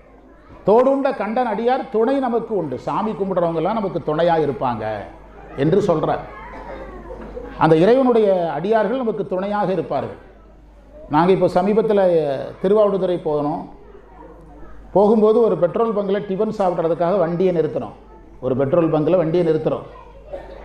பெட்ரோல் பங்கு ஓனரில் அனுமதி கேட்டுட்டு நிறுத்தணும். ஏன்னா 30 பேர் டிஃபன் சாப்பிடும்போது பாக்கு மட்டையை போடுவாங்க, சட்னி சிந்தம் நடந்தது, சாம்பார் சிந்தம் பங்கில் இருந்தாலும் அனுமதி கொடுத்தாங்க. கொஞ்ச நேரம் கழித்து பெட்ரோல் பங்கு ஓனரே வந்துட்டார். அவர் சொல்கிறாரு, சிவனடியார்கள் இங்கே வந்து சாப்பிட்டது எனக்கு ரொம்ப சந்தோஷம். அவர் சொல்கிறாரு, பக்கத்தில் ஒரு சித்தர் மலை இருக்குது, அங்கே அந்த மலைப்பகுதியிலிருந்து லாரி லாரியாக மணல் எடுத்து தான் கீழே மணல் போட்டிருக்கிறேன். நீங்கள் எந்த மணல் மேலே தான் நிற்கிறீங்க? சித்தர் பூமியினுடைய மணலுக்கு மேலே தான் நிற்கிறீங்க. எனக்கு உடுமலைப்பேட்டையில் எந்த பங்கு இருக்குது, திருப்பூரில் எங்கே இருக்குதுன்னு ஒரு பெரிய லிஸ்ட்டே கொடுக்குறாரு. நாங்கள் இங்கேருந்து திருச்சி கடந்து போன பிறகு, திருச்சி கடக்க முந்தியா, அதுக்கு முன்னாடி எப்படி எத்தனை கிலோமீட்டர் போயிருப்போம்? 30 கிலோமீட்டர். இங்கேருந்து 30 கிலோமீட்டரா? பழனிக்கு அடுத்து. அப்போ அங்கே ஒருத்தர் அப்படி உதவி செய்கிறார். சரி, இங்கேருந்து கும்பகோணம் போனோம். 30 பேர் நைட்டில் டிஃபன் சாப்பிட எவ்வளோ ஆகும் உங்கள் கணக்குப்படி? 3000 ரூபா ஆகுமா? 2 தம்பிகள் தான், 2 பெரியவங்களுடைய ஆர்டர். தங்குறதுக்கு இடம் ரெடி பண்ணி 30 பேருக்கும் உணவு ரெடி பண்ணி தங்க வச்சு அனுப்பி வச்சாங்க. இதுதான் அடியார்களுடைய அன்புங்கிறது. அது பணத்துக்காக சொல்லலை. என்ன வேணும்? இறைவனுடைய அடியார்கள் தான் நமக்கு துணை நிற்பாங்க. தோடுண்ட கண்டன் அடியார் துணை நமக்கு உண்டுனார். அதே மாதிரி அந்த இதில் எதுவுமே, உலகில் எதுவுமே என்ன கிடையாது? நிரந்தரம் கிடையாது. அதை அர்ஜுனன் இந்த இடத்துல வந்து கர்ணனிடத்தில் துரியோதனன் இவ்வாறு நடந்து கொண்டது மிக பெருந்தன்மை. என்ன சொல்கிறீங்க? மிகப்பெரிய பெருந்தன்மை. பலர் பாராட்டினார்கள்ங்கிறாரு உரையாசிரியர். அப்போது அந்த நேரம் பார்த்து கர்ணனுடைய நேரம் நல்ல நேரம். அவங்க அப்பாவும் வந்துட்டார். தேரோட்டி வயசாகி ரொம்ப ஒரு ஏழை கோலத்தில் ஒரு குச்சியை ஓட்டிட்டு வர்றாரு. இது எதிரணிக்கு மிக சாதகமாக போச்சு. புரியுதா? இப்போ தான் அவனை ராஜாவாக்கியிருக்குது. அதுக்குள்ளே இவன் நம்மளாக இருந்தால் என்ன செய்வோம்? அப்பா முக்கியமான இடத்துல அப்பா வந்து கெடுத்து விட்டுட்டார அப்படின்னு யோசிப்போம். உண்டா இல்லையா? இப்போ நான் என் பையனை கல்லூரியில் படிக்க வைக்கும்போது, அந்த பள்ளிக்கூடத்தில் பையன் படிக்கும்போது ஹெச்எம் வர சொன்னாங்க, வாங்க வாங்க பாருங்க பசங்க, உங்களுக்கெல்லாம் அனுபவம் இருக்கும். கல்லூரியில் படிக்கும்போது அந்த பக்கமே வராதான் பாருங்க. புரியுதா? ஏன்னா கேட்டால் என்ன சொல்லுவானா, நீ டவுன் பஸ் ஏறி வர்ற, என் ஃப்ரெண்டுடைய அப்பாலாம் 15 ரூபா காரில் வர்றாரு.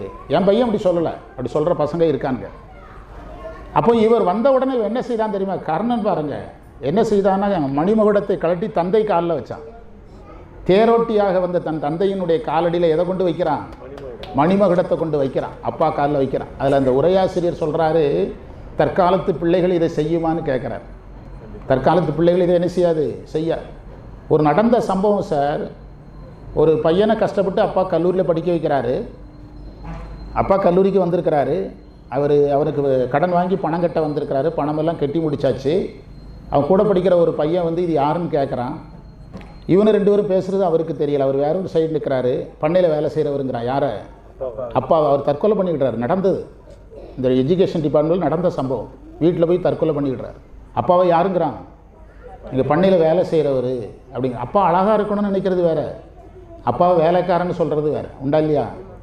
என் பையன் சொல்லுவான், என்னுடைய மகனை சந்திக்கிறதுக்கு அவன் ஃப்ரெண்டு ஒருத்தன் வந்தான். வந்து என் மகன்கிட்ட சொல்லியிருக்கிறான். என் மகன் பேர் விவேக்கு, ஒரு அண்ணா உங்கள் வீட்டில் பார்த்தேன், உங்கள் ஒரு அண்ணாவை ஒன்று பார்த்தேன், நீ என்னமோ கிரவுண்டுக்கு போயிருக்கிறதா சொன்னாங்கன்னு சொல்லியிருக்கிறான். என்ன அண்ணான்னு இருக்கிறதா? அது அவனுக்கு பிடிக்கலை. ஏன்னா அண்ணன்னு சொல்கிற அளவுக்கு நான் இளமையாக இருக்கிறது யாருக்கே பிடிக்கல, மகனுக்கே பிடிக்கல. புரியுதா? ஒரு அண்ணாவை பார்த்தேன் உங்கள் வீட்டில், நீ கிரவுண்டுக்கு போயிருக்கிறதா சொன்னாங்க அந்த அண்ணா. அது எங்கள் அப்பா தாடா அப்படின்னு இருக்கிறான். அவனுக்கு நம்ம இளமையாக இருக்கிறது பிடிக்கல. இன்னும் சொல்ல போனால் பசங்க என்ன சொல்கிறானுங்கன்னா, என் கல்யாணம் வரைக்கும் மாதிரி என்ன விழாமல் பார்த்துக்க, சொட்டை விழாமல் பார்த்துக்க, நர விழாமல் பார்த்துக்க, பெற்றோர்களை அழகாக மெயின்டைன் பண்ணுறான்னு நோக்கம் உங்களுக்கு தெரியாது. நீங்கள் நினச்சிட்டு இருக்கீங்க பெற்றோர் மேலே அக்கறை கிடையாது. தன்னுடைய இமேஜை காப்பாற்றுறதுக்கு யார் இமேஜை காப்பாற்றுறானுங்க? பெற்றோருடைய இமேஜை காப்பாற்றுறானுங்க. ஒரு அம்மா என்கிட்ட சொல்லிச்சு, என் பையன் நீ அமெரிக்காவுக்கு கூப்பிட்டு போயிட்டான்னுச்சது. அமெரிக்காவுக்கு எதுக்கு கூப்பிட்டு போனான்னு சொன்னேன், குழந்தைய வளர்க்குறதுக்கு. அமெரிக்காவில் குழந்தைய வளர்க்குறதுக்கு சம்பளம் 1 லட்ச ரூபா மாதத்துக்கு. புரியுதா? குழந்தைய வளர்க்குறதுக்கு மிச்சப்படுத்துறதுக்கு அம்மாவை கூப்பிட்டு போயிருக்கிறான். அந்த அம்மா விவரம் தெரியாமல் என் பையன் அமெரிக்காவுக்கு கூப்பிட்டு போனான்னு சொல்லிட்டு. புரியுதா? இருக்கட்டு, பாடத்துக்கு வருவோம். எனவே யார் வந்துட்டா? நான் சொல்ல வந்த செய்தி, அந்த பெற்றோரை எந்த இடத்துலையும் என்ன செய்யக்கூடாது, விட்டு கொடுக்கக்கூடாது. எந்த சூழ்நிலையிலையும் பெற்றோரை என்ன செய்யக்கூடாது, விட்டு கொடுக்கக்கூடாது. ஏழையாக இருந்தாலும் செல்வந்தராக இருந்தாலும் அப்பாவை அம்மாவை மதித்து நடக்கணும். அந்த பட்டினத்தாருடைய தாய்ப்பாசம் நம்ம படிக்கிறோம்ல, பட்டினத்தாருடைய முந்தி தவம் கிடந்து 300 நாள் சுமந்து அந்தி பகலாய் என்னை ஆதரித்து தொந்தி சரிய பெற்ற தாய் அப்படின்னார். 2 திங்களாய் அங்கமெல்லாம் நொந்து பெற்று பையலென்ற போது பரிந்தெடுத்து செய்யிரு கைப்புறத்தி ஏந்தி கனகப்பால் தந்தாடு எப்பிறப்பில் காண்பேரி. பட்டினத்தார் ஒரு துறவி. இந்து தர்மப்படி ஒரு துறவி எதை வேண்டுமா, தந்தையை துறக்கலாம், யாரை துறக்கக்கூடாது? தாயை துறக்கக்கூடாது. ஒரு துறவியை பார்ப்பதற்கு அவங்க அப்பா வந்தால் மகனே நன்றாக இருக்கிறாயான்னு கேட்கறதுக்கு ரைட்ஸ் இருக்குது இந்து தர்மத்தில். ஆனால் அம்மாவை பார்த்து மகளே நன்றாக இருக்கிறாயான்னு கேட்கக்கூடாது. யாருன்னு தான் சொல்லணும்? தாயேன்னு தான் சொல்லணும். ரமண மகரிஷி யாருக்கே கோயில் கட்டியிருக்கிறாரு? மாத்ரு பூது ஏதோ ஒரு பேரில் அம்மாவுக்கு கோயில் கட்டி வச்சிருக்கிறார் ரமண மகரிஷி. எந்த சூழ்நிலையிலும் யாரையும் விட்டு கொடுக்கக்கூடாது. அதை கர்ணன் செய்து காட்டினான் இளைய தலைமுறைக்காக. கர்ணன் எனக்கு மகிழ்ச்சி, துரியோதனனுக்கு நன்றி சொன்னான். அப்போது பீமன் திடீர்னு எந்திரிச்சான். தேர் ஓட்டுபவனுக்கு இங்கே சண்டை போட்டியில் கலந்து கொள்வதற்கு தகுதி இல்லைன்னு திரும்பிட்டான். யாராக்கியும் தேரோட்டி மகனுக்கு தகுதி இல்லைன்னு திரும்பிட்டான். அப்போது துரியோதனன் தர்மங்களை பேசுகிறான் கர்ணனிடத்தில். கர்ணன் இந்த இடைவெளியில் சூரியனை இப்படி எட்டி பார்க்குறான். அவனுக்கு தான் யார் புதல்வன் தெரியாது, ஆனாலும் எதை எட்டி பார்க்குறான்? சூரியனை அப்படி எட்டி பார்க்குறான். நம்முடைய இந்திய கிரிக்கெட் வீரரில் ஒரு வீரர் விளையாட சூரியனை எட்டி பார்த்துக்கிட்டே இருப்பார், ஸ்ரீகாந்த். அவருக்கு யாரோ சொல்லி கொடுத்துருக்குறாங்க சூரியனை பார்த்துக்கிட்டே இரு அப்படின்னு. அப்போ ஒரு திமுக காரரான்னு கேட்கக்கூடாது, அது கிரிக்கெட் அப்படி பண்ணாரு. அதனால் சூரியனை சாமியாக நினச்சி பார்த்தான் என்பது. சூரியனும் அவனுடைய தந்தைங்கிறது யாருக்கு தெரியாது, அவனுக்கு தெரியாது. துரியோதனன் பீமனுக்கு போதிக்கிறான். துரியோதன், வீரனே வீரனே வீரத்தை போற்றுவான், பீமனே நீ சரியான வீரன் கிடையாது, அதனால் உன்னை யாரை ஏற்க முடியவில்லை, கர்ணனை ஏற்றுக்கொள்ள முடியவில்லை, நீ வீரனே இல்லை அப்படி திட்டுறான்.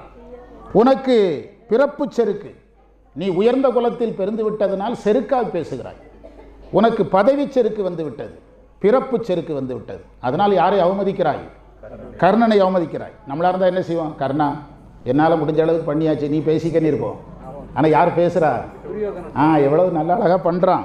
அதாவது அவன் சொல்கிறான், அந்த உரையா சித்பவானந்தார் சொல்கிறாரு, புண்ணிய நதியினுடைய உற்பத்தி, புண்ணிய நதிகள் உற்பத்தியாகின்ற இடம் அற்பமானது, அதற்காக புண்ணிய நதியினுடைய மதிப்பு கெட்டு போகிறதா? கங்கை எங்கே ரிஷி மூலம் நதி மூலம் பார்க்கக்கூடாதுன்னு சொல்கிறாங்கல்ல. நதி எங்கே தொடங்குதுன்னு நீங்கள் கங்கைக்கு பின்னால் போனீங்கன்னா கடைசியில் ஒரு வாட்டர், இந்த டேப்பில் வர்ற தண்ணி தான் வருது. குடத்தில் தண்ணி பிடிக்கிறதுக்கு தரங்க அவ்வளோ தண்ணி தான் வருது கங்கை புறப்படுற இடத்துல. அப்போ கங்கை சின்னதுன்னு முடிவுக்கு வந்து விடுகிறதா? அப்படி வரக்கூடாது அப்படின்னு போதனை செய்கிறான். அது மட்டுமல்ல, அந்த நதியை நாம் புறப்பணிப்பதில்லை. அது மட்டும் மேலும் பல முனிவர்களுடைய தோற்றம் மிக எளிவானது. நம்முடைய முன்னோர்களுடைய வரலாறை எடுத்துப்பார் பீமனே, மிக எளிவான வரலாறுகள் தான் நமக்கு கிடைக்கிறது. ஆனாலும் நாம் போற்றவில்லையா? துரோணருடைய பிறப்பை ஆராய்ச்சி பண்ணிப்பார், கிருபாச்சாரியார் எப்படி பிறந்தார் என்று பார். அவர்களிடம் நமக்கு குரு பக்தி இல்லையா? அவர்களிடத்தில் நாம் கல்வி கற்கவில்லையா? உனக்கு உன் தாய் என்று யார் என்று தெரியுமா? திரும்பிட்டான் டக்குன்னு. உனக்கு உன் தாய் யார் என்று தெரியும், உன் தந்தை யார் என்று தெரியாது. புரியுதா? அவனுடைய தந்தை தேவதை தான், உனக்கு உன் தாய் தான் தெரியும், யார் தெரியாது. நீ எதற்கு கர்ணனை இவ்வளவு எளிவாக பேசுகிறாய் அப்படின்னு கேட்குறான். அதை உன் தந்தையும் என் தந்தையும் தூய குருவம்சத்தவர் அல்ல, குருவம்சம் என்று சொல்லிக் கொண்டிருக்கிறார்களே தவிர உன் தந்தையும் என் தந்தையும் சுத்தமான தூய குருவம்சத்தவர்கள் அல்ல. புரியுதா? பெரியோர்களெல்லாம் எல்லா பெரியவங்களும் கைத்தட்டிட்டாங்க. நம்மால் கைத்தட்டும் போது யாருக்கு தட்டுறானே தெரியாது. இது சுபாஷையா சொல்லுவார், நீங்கள் ஏதாவது ஒரு சைட்டுக்கு தட்டுங்க, அதை வச்சு தான் தீர்ப்பே சொல்லணும். அவர் பேசினாலும் கைத்தட்டுறீங்க, இவர் பேசினாலும் கைத்தட்டுறீங்க பாரு. இப்போ சபை யாருக்கு கைத்தட்டுது? துரியோதனனுக்கு கைத்தட்ட ஆரம்பிச்சிட்டாங்க எல்லாரும். துரோணர் விரும்பியது அந்த சபையில் என்ன செய்யவில்லை, நடக்கவில்லை. இது ஒரு கதை. இப்போ கதை இன்னொரு பகுதிக்கு போகிறது. பாஞ்சாலியை அறிமுகப்படுத்தணும், அந்த கதைக்கு போகிறது. இப்போ பாஞ்சாலி திரௌபதி அம்மனுடைய உற்பத்தி இன்றைய கதையில் தான் வருது. திரௌபதி அம்மனுடைய உற்பத்தி மகாபாரதத்தில் இந்த இடத்துல தான் வருகிறது. அப்போது இந்த துரோணாச்சாரியரை துருபதன் என்ற மன்னன் அவமானப்படுத்தினான்னு நம்ம பழைய கதையில் பார்த்தோம். அதாவது துருபதன் இளையனாக இருக்கும்போது துரோணாச்சாரியார்கிட்ட என்ன சொல்லியிருக்கிறார்னா, நான் என்றைக்கு மன்னன் ஆனாலும் என் நாட்டில் பாதி யாருக்கு? ஆமாம், குருகுலத்தில் ஒன்றா படித்தவங்க, என் நாட்டில் பாதி உனக்கு. ரெண்டு பேரும் ஒரே இடத்துல படிச்சிருக்காங்க, கிளாஸ்மேட்னு சொல்கிறோம்ல. அதை நம்பி போய் மன்னனான பிறகு போய் இதை பேசும்போது அவன் மறுத்துடுறான். அவனுக்கு பாடம் கற்பிக்கிறதுக்கு ரெடியாகிறார் யார்? துரோணாச்சாரியார். என்ன பண்ணுறாருன்னா, தன்னுடைய மாணவர்களை இப்போ திரட்டி கொண்டு தானும் அந்த போருக்கு போகிறார். யாருடைய நாட்டை கைப்பற்றுவது? துருபதனுடைய நாட்டை கைப்பற்றுவது. பயங்கரமாக போர் செய்து யாரை கைது செய்துட்டு வந்துட்டாங்க? துருபதனை கைது செய்துட்டு வந்துட்டாங்க மாணவர்கள். இந்த பாண்டவர்கள் எல்லாம் உள்ள புகுது கைது செய்து வருகிறார்கள், சிறைப்பிடித்து கொண்டு வர்றாங்க. அப்போது இளமையில் நாட்டில் பாதியை தருவேன்னு நீ சொன்ன, நான் உன்னிடத்தில் ஒரு உதவி தான் கேட்டு வந்தேன், நீ யாசகன் நண்பனாக முடியாது என்று அவமதித்து விட்டாய். இப்போது உன்னை நான் கைது செய்திருக்கிறேன், உன்னுடைய நாட்டில் பாதியை நீ என்ன செய், எடுத்துக்கொள் அப்படின்னு அவர் அந்த குருவுக்குரிய அந்த கம்பீரத்தில் தான் அவர் நடந்து கொண்டார். இந்த நாட்டில் பாதியை உனக்கு, நாட்டில் பாதியை உனக்கே தர்றேன், வைத்துக்கொள் என்று கொடுக்கிறார். எடுத்துக்கொள் என்று சொல்லுகிறார். எதை எடுக்க சொன்னதுக்கு அவர் ஒரு காரணம் சொன்னார். நாம் ரெண்டு பேரும் நண்பர்கள், நட்பு நாடி தான் நான் வந்தேன். நண்பனாக இருக்கணும்னா என்ன வேணுங்கிற? நாடு வேணுங்கிற. அப்போ நம்ம ரெண்டு பேரோட ஆளுக்கு பாதி நாடாகிட்டு நம்ம ரெண்டு பேரும் யாராக இருப்போம்? திரும்பவும் நண்பன் தான் சொல்கிறேன். திரும்பவும் நம்முடைய நட்பை நாம் கடைப்பிடிக்கலாம் என்று சொல்லி நட்பு வலுப்படுத்திட்டார். துரோணர் நட்பை வலு செய்தார். இப்போ துருபதனுக்கு என்னதான் இருந்தாலும் ஒரு துரோணாச்சாரியார் இப்படி நம்மளை ஒரு பெரிய, அவனுக்கு ஒரு மனதில் ஒரு எண்ணம் வந்துட்டு, ஒரு நம்ம அவமானப்படுத்தப்பட்டு விட்டோம். அதாவது நாட்டை திரும்ப பெற்றாலும் அது ஒரு யாசகம், அதுவும் ஒரு வகையான யாசகம் தானே. அது அவனுக்கு ஒரு மனசில் வந்து ஒரு அவமானப்படுத்தப்பட்டது போல உணர்ந்தான் துருபதன். அதனால் அவர் என்ன செய்தார்னா தவம் செய்ய போயிட்டார். நாம் பேசாமல் எங்கே போயிடலாம், தவம் செய்ய போயிடலாம் என்று கிளம்பிட்டார். அவ்வாறு தவம் செய்ய போன பிறகு அவர் ஒரு யாகம் செய்கிறார். அந்த யாகத்தில் அவருக்கு மகனும் மகளும் பிறக்கிறாங்க. மகன் திருஷ்டத்துய்மன், திருஷ்டத்துய்மன் அப்படின்னு சொல்லுவாங்க. திருஷ்டத்துய்மன் அல்லது திருஷ்டத்துய்மன், அவன்தான் திரௌபதியுடைய அண்ணன். புரியுதா? திரௌபதியுடைய அண்ணன். திரௌபதியினுடைய அப்பா பேர் வந்து துருபதன். திரௌபதி அம்மனுடைய அப்பா பேர் துருபதன், அண்ணன் பேர் திருஷ்டத்துய்மன். அதற்கு பிறகு யார் பிறக்கிறா? அந்த மகளாக வருவது தான் யார்? திரௌபதி மகளாக வருவது. திருஷ்டத்துய்மனுடைய அந்த வேள்வியிலிருந்து வந்து 2 பேர் வந்தாங்க. இந்த நம்ம அர்ச்சகர் சொன்னார்ல, சுபாஷ் ஐயா ஒரு பாட்டு எழுதி கொடுத்துருக்கிறார். திரௌபதி எதிலிருந்து வந்தாங்க? அக்னிநதி. இப்போ அவர் எழுதி கொடுத்துக்கார் பாரு, தீயிலே உதித்து. இந்த பாட்டை இனி சொல்லும்போது புரிஞ்சு படிங்க. தீயிலே உதித்துனா எதுங்கிறது இதுதான். தீயிலே உதித்து தீயவரை மாய்த்து திருத்தக்க தெய்வமாய் பூக்குண்டம் இறங்கும் புனிதரை பக்தரை பூ போன்று காக்கும் புனித மகள் திரௌபதியின் திருவடிகளை போற்றி போற்றி. அது இதே இந்த இடம்தான். புரியுதா? அப்போ பாஞ்சாலி எதில் தோன்றாங்க? சீதை வந்து நிலத்தில் தோன்றாங்க, பாஞ்சாலி நெருப்பில் தோன்றாங்க. நிலத்தில் தோன்றதுனால அகழ்வாரை தாங்கும் நிலம் போல சீதை இருந்துறாங்க. நெருப்பில் தோன்றதுனால பாஞ்சாலி யாரா நிற்கிறாங்க? நெருப்பாக நிற்கிறாங்க. புரியுதா? நெருப்பாக நிற்கிறாங்க. அதனால் திருஷ்டத்துய்மன் இவன் வந்து துரோணருக்கு மாணவனாக சேர்கிறான். பின்னர் துரோணர் அழிக்கப்படுவதற்கு இவன் ஒரு காரணமாக இருக்கிறான். இந்த இடத்தில்தான் திரௌபதி தோன்றாங்க. அர்ஜுனனுக்கு மணந்து கொடுப்பதற்கு அரசன் ஆசைப்பட்டான். யார்? துருபதன். நாம் பாஞ்சாலி யாருக்கு மனம் செய்து கொடுக்கணும்? அர்ஜுனனுக்கு மனம் செய்து கொடுக்க வேண்டும் என்று ஆசைப்பட்டான். அப்போ தர்மருக்கு உரிய திருமண வயது வந்தது. தர்மருக்கு உரிய வயது வந்தது, அரசு ஏற்கிற பொறுப்பு வயசு வந்தது. அவர் இளவரசனாக்கப்பட்டார். தர்மன் இளவரசனாகிறார். அது தர்மன் இளவரசனாகுவதை திருதராஷ்டிரன் என்ன செய்யல, விரும்பலை. ஏனென்றால் அவருடைய மகன் இருக்கிறான். யார்? துரியோதனன் இருக்கிறான், துச்சாதனன் இருக்கிறான். நம்முடைய பிள்ளைகளெல்லாம் இந்த அரசுக்குரியவர்களாக இருக்கும்போது தர்மன் வந்து அரசனாகிறானே என்று அவர் வெறுத்தார். ஒருவேளை தர்மருக்காக பேசுவதற்கு அவங்க அப்பாவும் இல்லை. பாண்டு என்ன செஞ்சிட்டாரு? இறந்துட்டார். அதனால் இந்த சந்தர்ப்பத்தை பயன்படுத்தி அவர் பொறாமைப்பட்டார். தர்மர் இளவரசராகிறாரு. தர்மர் மிகப்பெரிய முயற்சி செய்கிறார். தன்னுடைய நாட்டை என்ன செய்கிறாரு? விரிவுபடுத்துகிறார். அந்த காலத்தில் ஒருவன் அரசனாக இருந்தால் எதை விரிவுபடுத்தணும்? நாட்டை விரிவுபடுத்துவன் தான் சிறந்த அரசன். நாட்டை விரிவுபடுத்த வேண்டும். நேர்மையாக இருக்கிறார் மன்னன். வந்து முறை செய்து காப்பாற்றும் மன்னவன் மக்கட்கு இறையென்று வைக்கப்படும். வள்ளுவர் சொல்கிறார். ஒரு மன்னன் நேர்மையாக இருந்தான்னா அவன் யாருக்கு சமம்? கடவுளுக்கு சமம் அப்படிங்கிறார். கடவுளுக்கு சமம். மன்னன் யாராக இருக்கணும்? நேர்மையாக இருக்கணும். மனுநீதி சோழன் எப்படி நேர்மையாக இருந்தான்? எவ்வளவு நேர்மையாக இருந்தான் மனுநீதி சோழன்? மனுநீதி சோழன் வந்து அவனுடைய நாட்டில் யாருக்கு துன்பம் என்றாலும் நீங்கள் போய் மன்னான்னு கத்த வேண்டியதில்லை. அப்ளிகேஷன்லாம் ஒன்றும் கொடுக்க வேண்டாம். மனுக்கள் எதுவுமே கொடுக்க வேண்டியதில்லை. என்ன கட்டியிருப்பாங்க? மணி கட்டியிருப்பாங்க. அடித்தா போதும், உடனடியாக உங்களுக்கு உங்கள் விசாரணை வந்துடும். உங்கள் அப்ளிகேஷன் வருஷப்படி வருது, நம்பர் படி வருது. இந்த கதையெல்லாம் ஒன்றும் கிடையாது. அப்போது தன்னுடைய கன்றை இழந்த பசுமாடே போய் என்ன செய்கிறது? தன் கொம்பால் மணி அடிக்குது. தன்னுடைய கொம்புனால் மணி அடித்து இந்த மாதிரி மன்னர் விசாரிக்கிறது. என்னப்பா நடந்தது? மாடு மணி அடிக்குது. திருவாரூரில் நாங்கள் நேரில் போய் பார்த்தோம். திருவாரூரில் இதை கல் தேராக செஞ்சு வச்சுருக்காங்க. தேருக்கடியில் அந்த மன்னன் மகன் படுத்து கிடக்கிறான்.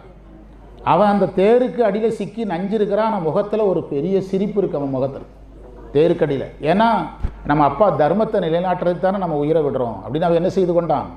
ஏற்றுக்கொள்கிறான். நீங்கள் அந்த சிலையை பார்த்தீங்கன்னா முகத்தில் ஒரு சிரிப்பு தான் இருக்குமே தவிர அழுகையெல்லாம் இருக்காது. அப்போது அந்த பசுவினுடைய கன்றுக்கு செய்யப்பட்ட தீமையை மன்னன் தெரிந்து கொள்கிறான். உடனே மன்னர் சொல்கிறாரு, இதுக்கு தீர்ப்பு சொல்லுங்கன்னு கேட்குறாரு. பிராமணர்கள் அமைச்சர்கள் எல்லாம் இதற்கு ஒரு தீர்வு சொல்லுங்கன்னு கேட்குறாரு. அப்படி சொல்லும்போது அந்தணர்கள் சொல்கிறாங்க, இதுக்கு பரிகாரம் பண்ணிடலாம். என்ன சொல்கிறாங்க? பரிகாரம் பண்ணிடலாம் அப்படின்னு சொல்கிறாங்க. எல்லாத்துக்கும் நம்ம பரிகாரம் பண்ணுறோமல்ல. இப்போ நீங்கள் கோயிலுக்கு வர்றீங்க. கோயிலில் வந்து இப்போ ஜோதிட ரீதியாக நிறைய பரிகாரங்கள் பண்ணக்கூடாது, வேண்டியதில்லை. கோயில் அர்ச்சகர் சொல்கிறாரு இந்த மாதிரி நீங்கள் ஒரு 4 வெள்ளிக்கிழமை வாங்க 5 வெள்ளிக்கிழமை வாங்கன்னா வரலாம். அது ஒரு ரூட்டில் இருந்துக்கணும். ஜோதிட நான் என்னுடைய வாழ்க்கையில் என் ஜாதகத்தை எடுத்துகிட்டு போய் நான் ஜாதகம் பார்த்ததே கிடையாது. அரசாங்க கல்வி அரசுக்கிட்ட வேலை செய்கிறதுக்கு கல்வி கற்று 15 வருஷம் வேலை இல்லாமல் இருந்தேன். என்னுடைய மனைவி தான் ஜாதகத்தை எடுத்து போய் பார்த்ததே தவிர நான் என்ன செய்தது கிடையாது, பார்த்ததே கிடையாது ஒரு நாள். நடக்கிறது என்ன செய்து தான் தீரும். வெயிறு தோழி பங்கன் விடமுண்டகண்டன் மிக நல்ல வீணை தடவி மாசரு திங்கள் கங்கை முடிமையில் அணிந்தன் உளமையை புகுந்து அதனால் ஞாயிறு திங்கள் செவ்வாய் புதன் வியாழன் வெள்ளி சனி பாம்பு 2 உடனே ஆசரு நல்ல அவை நல்ல அடியார் அவருக்கு மிகவே. நீங்கள் நல்லா சாமி கும்பிடுறதா இருந்தால் நவக்கிரகங்கள் உங்களுக்கு ஹெல்ப் பண்ணும் அப்படின்னு அர்த்தம். திரௌபதி அம்மனை நீங்கள் நல்லா கும்பிட்டீங்கன்னா உங்களுக்கு இந்த ஜாதக தடைகள் எல்லாம் போயிடும். நம்ம ஆட்கள் ஜாதகத்தை எடுத்துக்கிட்டே மஞ்சள் பையில் வச்சுக்கிட்டே 6 மாதமாக சுற்றிட்டு என்ன தொழில் அப்படின்னா ஜாதகத்தில் தொழில் செய்யக்கூடாதுங்கிறான். 6 மாதமாக டிவி பார்த்தே பொழுத போக்குறான், செல்ஃபோன் பார்த்தே பொழுது. அப்புறம் எங்கே குடியிருக்கிறீங்கன்னா வேறு ஊருக்கு போயிட்டேங்கிறான். என்னென்னு கேட்டால் ஜோசியர் வீடு மாற சொல்லிட்டாருங்கிறான். புரியுதா? அந்த ஜோசியர்கள் நல்லதும் பண்ணுறாங்க, சில ஜோசியர்கள் எதையாவது ஒன்று பண்ணி நல்லதும் பண்ணுறாங்க. புரியுதா? அதுக்காக ஜோசியர்லாம் கெட்டது பண்ணுறாங்கன்னு சொல்ல வரல. ஆமாம், அதுதான். அதனால தானே பயந்து சொல்லிட்டேன். நல்லதும் சொல்கிறாங்க, கெட்டதும் சொல்கிறாங்க. சரியா? ஜோதிடம் என்பது இந்து தர்மத்தில் ஏற்றுக்கொள்ளப்பட்ட ஒரு கலை. அந்த கலையை நம்ம உண்மையாக என்ன செய்யணும், பயன்படுத்தணும். அந்த கலையை நம்ம உண்மையாக பயன்படுத்தணும். அது ஒரு சாஸ்திரம். வேதம் படிக்கிற ஒருத்தன் ஜோதிட கலை கம்பல்சரி படிக்கணும். கற்பம், நிறுத்தம், ஜோதிடம் அதெல்லாம் வேதம் படிக்கிறவன் கம்பல்சரி படிக்கணும். ஜோதிடம் தவறில்லை, ஜோதிடம் உண்மை. ஆனால் அது மூலமாக மக்களை நம்ம கோயிலுக்கு போன்னு சொன்னால் போதும். ஒரு ஜோதிடருக்கு அதிகபட்ச பரிகாரம் என்ன? கோயிலுக்கு போங்க, திரௌபதி அம்மனை போய் கும்பிடு, எல்லாம் சரியாயிரும். அதுதான், நீங்கள் அதை கும்பிட்டா போதும். அல்லல் என் செய்யும், அருவினை என் செய்யும், தொல்லை வல்வினை தொந்தந்தான் என் செய்யும், தில்லை மாநகர் சிற்றம்பலவருக்கு எல்லை இல்லதோ ஒரு அடிமை கொண்டேனே. நடராஜர் மேலே உனக்கு பக்தி இருந்ததுன்னா கிரகங்கள் ஒன்றும் பண்ணாதுங்கிறாரு திருநாவுக்கரசர். நாளன் செய்யும் வினை என் செய்யும், என்னை நாடி வந்த கோளன் செய்யும், கொடுங்கூற்று என் செய்யும், குமரேசர் இது தாளும் சிலம்பும் சதங்கையும் தண்டையும் சண்முகமும் எனக்கு முன்னே வந்து தோன்றிடினே. முருகரை நினைப்பவனுக்கு கிரகம் கிடையாதுங்கிறாரு அருணகிரியார். நம்மால் இது எல்லாம் எதையுமே உள்வாங்கிறதே கிடையாது. சாமியை நம்புறதை விட ஜாதகத்தை நம்புகிறேன். ஜாதகம்ங்கிறது இப்போ ரோட்டில் இடது பக்கம் செல்லவும் வலது பக்கம் செல்லவும் இது 4 பெரிய ரோடு 3 பெரிய ரோடுன்னு போடுற மாதிரி ஜாதகத்தில் போட்டிருக்குது. உண்டா இல்லையா? எனக்கு தெரிந்த என் நண்பர் ஒருத்தர் வாஸ்து சாஸ்திரத்தில் மிகப்பெரிய பிரபலமானவர். அவர் கட்டின வீட்டுக்குள்ளே இன்னைக்கு வரைக்கும் போக முடியல. உடுமலைப்பேட்டையில் அவருக்கு கட்டின வீட்டுக்குள்ளே இன்னைக்கு வரைக்கும் போக முடியல சார். மிகப்பெரிய ஜோதிடர். அவர் கட்டின வீட்டுக்குள்ளே அவர் 10 வருஷம் கழித்து இப்போ தான் போயிருக்கிறார். அவருக்கு அது நீங்கள் வசிஷ்டர் ராமருக்கு பட்டாபிஷேக தேதி குறித்தது யார்? குறித்த தேதி எத்தனை வருஷம் தள்ளி போச்சுது? யாருடைய கணிப்பே மாறுது? வசிஷ்டருடைய கணிப்பே மாறுது. வசிஷ்டர் நாளைக்கு பட்டாபிஷேகங்கிறாரு. எத்தனை வருஷம் தள்ளி போயிட்டு? 14 வருஷம். ஒரு நாள் தள்ளி போனால் கூட மன்னிக்கலாம். எத்தனை வருஷம் தள்ளி போச்சுது? ஆமாம். அதனால் இந்த பாடத்தோட அதில் எதற்காக அங்கே வந்தோங்கிறத பாருங்கள். அப்போது நீ நேர்மையாக இருக்க வேண்டும். நேர்மையாக இருந்தார் யார்? தர்மர். கொடை கொடுப்பவராக இருந்தார், பொறுமையாக இருந்தார். தர்மர் அந்த பாத்திரத்தில் ரொம்ப பொறுமைசாலி. மகாபாரத பாத்திரத்தில் மிக பொறுமையாக இருந்தார், கடமை உணர்வோடு இருந்தார்.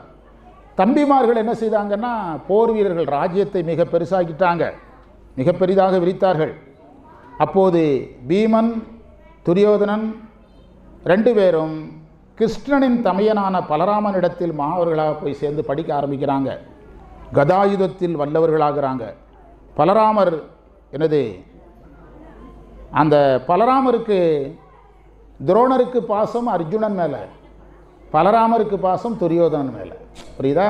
அந்த பாசம் அப்படி மாறுகிறது. அப்போது துரோணர் அர்ஜுனனை கூப்பிட்டு சொல்கிறார், அர்ஜுனா உனக்கு கல்வி முழுமையடைந்து விட்டது. நீ படிக்க வேண்டியதெல்லாம் என்ன செஞ்சுட்ட? படிச்சுட்ட, முற்றும் படித்து விட்டாய். கல்வியின் மூலமாக உனக்கு என்ன வரக்கூடாது? செருக்கு வரக்கூடாது. வீரத்தினால ஒரு செருக்கு வரும், கல்வியினால் ஒரு செருக்கு வரும். அந்த திருவாவடுதுறை ராஜரத்னம் பிள்ளைன்னு ஒரு பெரிய என்ன வித்துவான்? நாதஸ்வர வித்துவான். திருவாவடுதுறை ராஜரத்னம் பிள்ளை மிகப்பெரிய நாதஸ்வர வித்வான். அவர் அந்த காலத்தில் செருக்குடையவர்களில் நம்பர் 1 இடத்துல இருந்திருக்கிறார். யார்? ராஜரத்னம் பிள்ளை. அவர் வர்றாருன்னா எல்லாரும் எந்திரிக்கணுமா அந்த காலத்தில். கலெக்டர் எந்திரிக்கலையா, கலெக்டர்கிட்ட போய் நீ ஏன் எந்திரிக்கலன்னு கேட்டிருக்கிறார். கலெக்டர் சொல்லியிருக்கிறாரு, நீ அரசாங்கத்தில் டியூட்டியில் இருக்கிறது இருக்கட்டு, நான் வாங்குகிற சம்பளம் வாங்குறியான்னு கேட்டிருக்கிறார். இந்த புஸ்தகம் எங்கேருந்து வந்திருக்கு தெரியுமா? ஆதீனத்திலேருந்தே வெளியிட்டிருக்காங்க. திருவாவடுதுறை ஆதீனத்திலேருந்து வந்த புஸ்தகத்தில் தான் இந்த செய்தி இருக்குது. கலெக்டர்கிட்ட போய் கேட்குறாரு, நான் வரும்போது நீ ஏன் எந்திரிக்கலன்னு கேட்குறாரு. அவர் நான் அரசாங்கத்தில் வேலை பார்க்குறது உன் மாத சம்பளம் எவ்வளவுன்னு கேட்டிருக்கிறாரு. உன்னை விட 2 மடங்கு சம்பாதிக்கிறேன், நான் வரும்போது நீ என்ன செய்யணும். அதாவது அவருக்கு அந்த நாதஸ்வர கலையில் ஒரு என்ன வந்துட்டு, ஒரு செருக்கு வந்துட்டு, வீரத்தில் செருக்கு வரும். இப்போ திருவாவடுதுறையில் பேசுனேன் நான். இப்போ திருவாவடுதுறை ஆதீனத்தில் என்ன கிழமை பேசுனேன் சார்? புதன்கிழமை திருவாவடுதுறை ஆதீனத்தில் எனக்கு சொற்பொழிவு. மைக்கில் நான் என்ன சொன்னேன்னா, எதுவுமே தெரியாதுங்கிறது தான் எனக்கு தெரியும் அப்படின்னு. புரியுதா? எனக்கு எல்லாம் தெரியும்னு சொல்லலை. என்ன சொன்னேன்? எனக்கு எதுவுமே தெரியாதுங்கிறது மட்டும்தான் எனக்கு தெரியும் அப்படின்னு. அப்படி நம்ம ரொம்ப பணிவாக போனால் தான் கல்வியில் என்ன செய்ய முடியும், மேலும் மேலும் வளர முடியும். அதை அவருக்கு சொல்லி கொடுத்தாரு. நீ பணிவாக இருக்கணும், செருக்கடையாத அப்படின்னு சொல்லிட்டு. அர்ஜுனன் கேட்டான், குருவே நான் உங்களுக்கு ஏதாவது தட்சணை தரணும் அப்படின்னா. அவங்களுக்கு குரு தட்சணை கொடுக்கணுமல்ல, ஏதாவது தட்சணை கொடுக்கணும். இந்து தர்மத்தில் தட்சணை கொடுக்காமல் கல்வி என்ன செய்யக்கூடாது, கற்கக்கூடாது. இந்து தர்மத்தில் தட்சணை கொடுக்காமல் கல்வி கற்கக்கூடாது. இப்போ நாமெல்லாம் இப்போ ஒரு குழந்தையை படிக்க வைக்கணும்னா மெட்ரிகுலேஷனில் அல்லது எல்கேஜியில் இப்போலாம் கல்விக்காக நிறைய செலவாகுது. எல்கேஜிக்கு 1.5 லட்சம் ரூபா செலவழிக்கிற பெற்றோர்கள்லாம் இருக்கிறாங்க. இன்றைக்கு அந்த மாதிரி கல்வி வந்துட்டு. அந்த காலத்தில் கல்வியில் கட்டணம் பேச மாட்டாங்க. கல்வியில் என்ன பேச மாட்டாங்க, கட்டணம் பேச மாட்டாங்க. என்கிட்ட ஒருத்தர், நான் உங்ககிட்ட படிக்கணும்னாரு. என்ன வேணும்னாரு? காது உங்களுக்கு நல்லா கேட்டால் போதும் அப்படின்னு. புரியுதா? கட்டணம் கிடையாது. நான் ஒரு பகவத்கீதை பண்டிதர்கிட்ட படித்தேன். வேத பண்டிதர்கிட்ட 6 வருஷம் படித்தேன். அந்த வேத பண்டிதர் சொன்னதை உங்ககிட்ட சொல்கிறேன். அந்த காலத்தில் யாராவது ஒருத்தன் படிக்க ஆசைப்பட்டால் அவனாக இஷ்டப்பட்டு ஒரு காட்டு வழியாக நடந்து போய் அவனுக்கு விருப்பப்பட்ட பாடசாலையில் சேர்ந்துக்கலாம். குருதட்சணை இப்போ நம்ம மெட்ரிகுலேஷன் ஸ்கூலுக்கு போனால் உடனே ஃபீஸ் கட்ட சொல்கிறாங்கல்ல, ஃபீஸ் கட்டணும். அந்த காலத்தில் என்ன ஃபீஸுன்னா, போகிற வழியில் ஆலங்குச்சி அரசமர குச்சி கிடக்கும்ல, அதை எடுத்துகிட்டு போய் கொடுத்தா அதுதான் ஃபீஸு, அதுதான் குருதட்சணை. பணமெல்லாம் என்ன செய்ய வேண்டியதில்லை, கொடுக்க வேண்டியதில்லை. அந்த காலத்தில் கல்வி, அதை இந்து தர்மம் என்ன சொல்லுதுன்னா, 3 பொருட்கள் விற்பனைக்கு வரக்கூடாது. உணவு விற்பனைக்கு வரக்கூடாது. இன்றைக்கி எது பெரிய வியாபாரமாக இருக்குது? அவன் வீடு வீடாக 2 வீலரில் கொண்டு போய் கொடுக்குறான். அவனுக்கு பேர் என்னது? சுகியா? ஆமாம், கொண்டு போய் கொடுக்குறான். கொரியர் சர்வீஸ்காரரு கொரியர் வீடு வீடாக கொண்டு போய் கொடுக்குறாரு. நான் சொன்னேன், பள்ளிக்கூடத்துக்கு ஒழுங்காக பேக் சுமக்காதனால இப்போ சுமக்கிறார் அப்படின்னு. பள்ளிக்கூடத்துக்கு ஒழுங்காக பேக்கை சுமக்காதனால. நாங்கள் படிக்கும்போது எங்கள் வாத்தியார் சொல்லுவார், பொதுவாக கவர்மெண்ட் ஸ்கூலு பழைய ஸ்கூல்களெல்லாம் வவ்வால் நிறைய மேலே தொங்கும், உயரமாக இருக்கும். பழைய காலத்து ஸ்கூல்களெல்லாம் வவ்வால் நிறைய தொங்கும். எங்கள் வாத்தியார் சொல்லுவார், இந்த வவ்வால்லாம் யார் தெரியுமாடா? ஒழுங்காக பள்ளிக்கூடத்துக்கு வராதவங்க, ஒழுங்காக பள்ளிக்கூடத்துக்கு வராமல் லீவ் போட்டவனெல்லாம் வவ்வாலாக தொங்குறான் அப்படிம்பார். பள்ளிக்கூடத்துக்கு காம்பவுண்ட் சோறு இருக்காது, நாய்கள் நிறைய வரும். அவர் சொல்லுவார், இதெல்லாம் யாருங்கிற? பழைய ஏற்கனவே ஓல்டு ஸ்டூடெண்ட்டு அப்படிம்பார். இதெல்லாம் ஓல்டு ஸ்டூடெண்ட்டு, ஒழுங்காக பள்ளிக்கூடத்துக்கு வராதனால அந்த வாசனை எங்கே வர சொல்லுது? பள்ளிக்கூடத்துக்கு வர சொல்லுது அப்படிம்பார்.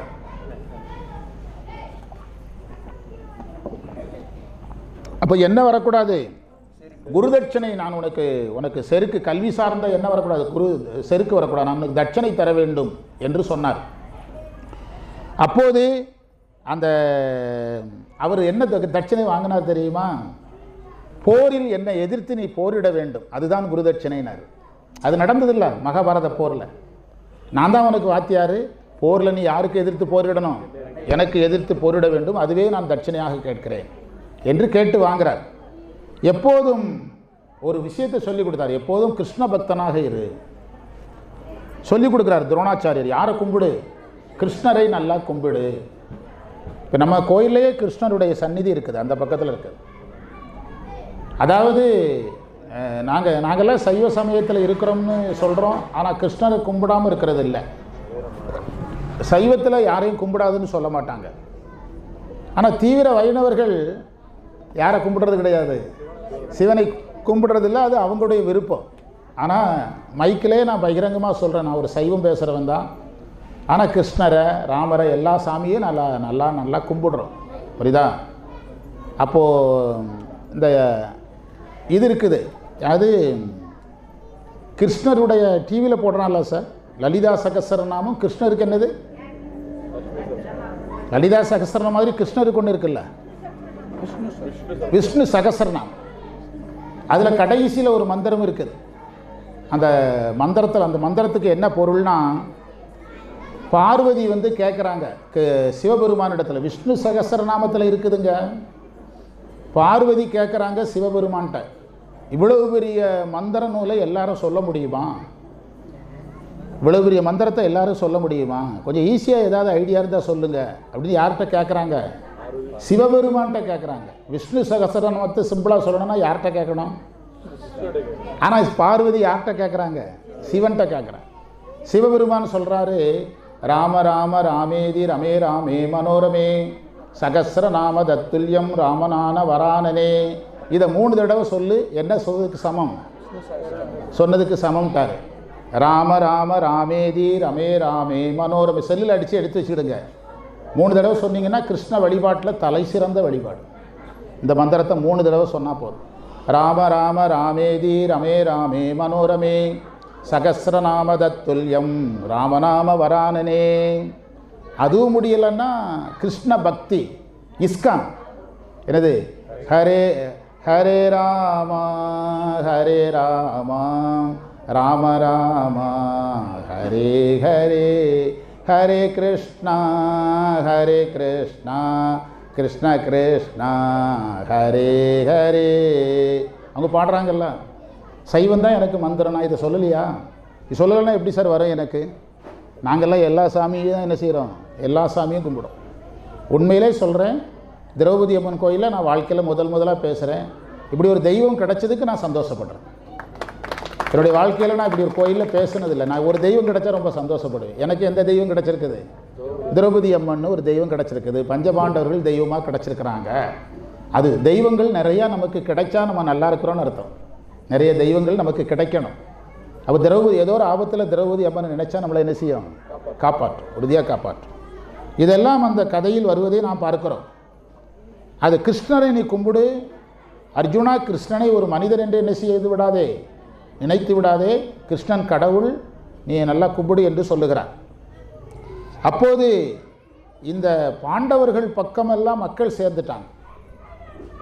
திருதராஷ்டிரன் பக்கம், துரியோதனன் பக்கம், துச்சாதனன் பக்கம் மக்களுடைய ஆதரவு இல்லை. அதனால் இவர்கள் பயந்து வேறு வேறுயான சதித்திட்டங்களுக்கு போக ஆரம்பிக்கிறாங்க. பெரியோரெல்லாம் இவங்க பக்கம், பீஷ்மர், அஸ்வத்தாமன், துரோணருடைய மகன் அஸ்வத்தாமன், துரோணர், கிருபர், விதுரர், இவங்கெல்லாம் இவங்க பக்கம் இருக்கிறாங்க. ஆனால் மக்களெல்லாம் யார் பக்கம்? பாண்டவர்கள் பக்கம் இருக்கிறார்கள். எனவே பாண்டவர்களை நாம் கொஞ்சம் அடக்கி வாசிக்க வைக்கலன்னா நாம் அரசாங்கம் யார் கைக்கு போயிடும்? பாண்டவர்கள் பக்கம் போயிடும்னு திருதராஷ்டிரன் சுதாரிக்கிறான். இதுக்கு துரியோதனன் முக்கிய காரணமாக, ஏன்னா இருந்தால் இளவரசன் தகுதியில் இருக்கிறானல்ல, துரியோதனன் முக்கிய காரணமாக இருக்கிறான். அப்போ தன் தந்தையிடத்திலே தன்னுடைய எண்ணத்தை சொல்லுகிறான். அப்போது திருதராஷ்டிரன் மந்திரி கணிகன் என்று ஒரு மந்திரி இருக்கிறான். மந்திரியின் பெயர் கணிகன். அவனை வர சொல்லுங்கிறாரு. அவனை அழைத்து அவங்ககிட்ட ஐடியா கேட்குறாங்க, என்ன செய்யலாம்? இந்த மாதிரி பாண்டவர்கள் கை ஓங்குது, எங்களுடைய கை தேங்குது, ஒரு ஐடியா சொல்லுங்கன்னு சொல்லும்போது அவன் ஒரே ஒரு ஐடியா சொல்கிறான். என்ன ஐடியா சொல்கிறான்னா, அதாவது பாண்டவர்கள் மேல் பாசம் இருப்பது போல் நடிப்பதை தவிர வழி கிடையாது.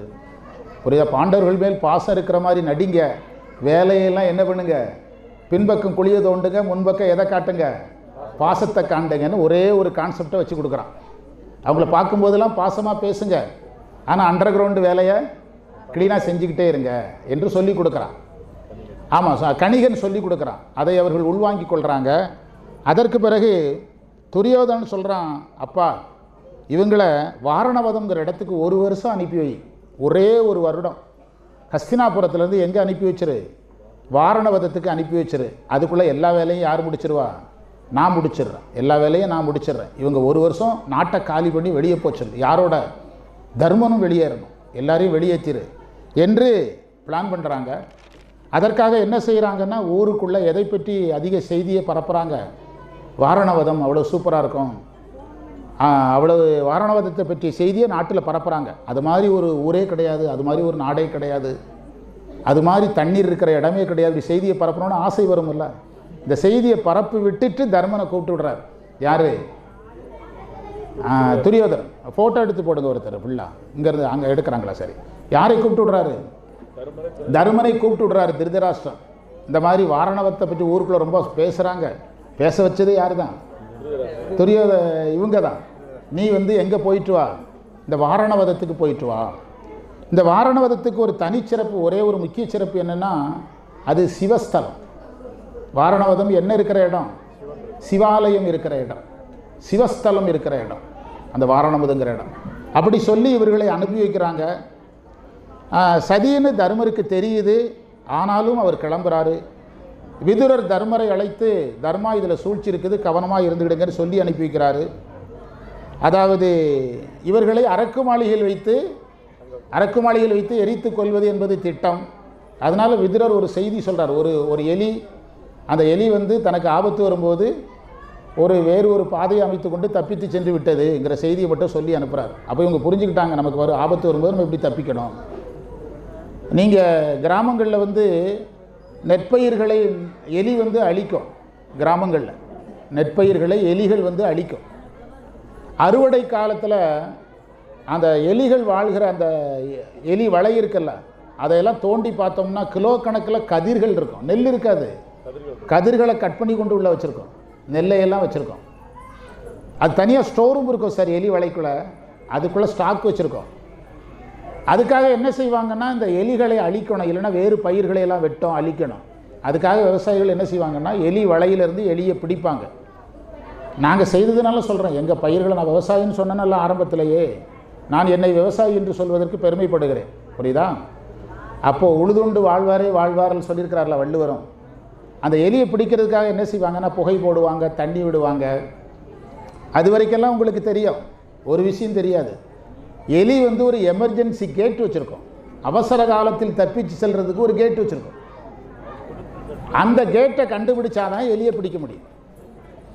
அதுக்காக என்ன செய்வாங்கன்னா, இந்த ஒரு பெரிய இந்த மலைகளுக்கு ஏறுக்கு ஒரு குச்சி வச்சுருக்காங்களா, அது போன்ற குச்சிகளை வைத்து அந்த எலி வலை இருக்கிற இடத்துலேருந்து ஒரு 15 அடி தூரத்துக்கு தரையில் இப்படி குத்துவாங்க. திடீர்னு இடத்துல டொபக்குன்னு குச்சி உள்ளே போச்சுன்னா அதுதான் எந்த கேட்டு? Emergency gate. அதுதான் அவசர கால கதவு. அந்த இடத்துல ஒரு ஆளை உட்கார வச்சு ஒரு சாக்கு கோணி பையை போட்டு கவிழ்த்தி உட்கார வச்சுருவாங்க. அதுக்கு பிறகு எலியை களைச்சி விட்டால் 4, 5, 7 பாம்பு கூட வரும். எதுக்குள்ளே பாம்பு வந்திருக்குது, நாங்கள்லாம் விவசாயம் பண்ணுங்கிறது, அதெல்லாம் வரும். அதையெல்லாம் அதில் பிடிப்பாங்க. இது போன்ற ஒரு ரகசியத்தை சொல்லி அனுப்புகிறார் விதுரர். அவர்கள் அதை உள்ளே தெரிந்து கொண்டு போகிறாங்க. அரக்கு மாளிகை வனத்தில் அமைக்கப்படுகிறது. அந்த மாளிகை அரக்கு, மெழுகு, குங்குலியத்தால் அமைக்கப்படுகிறது. இந்த கோயிலில் நாங்கள் ஒரு செய்தி அறிவித்தோம். இவங்ககிட்ட தான் பொறுப்பு கொடுத்தோம்.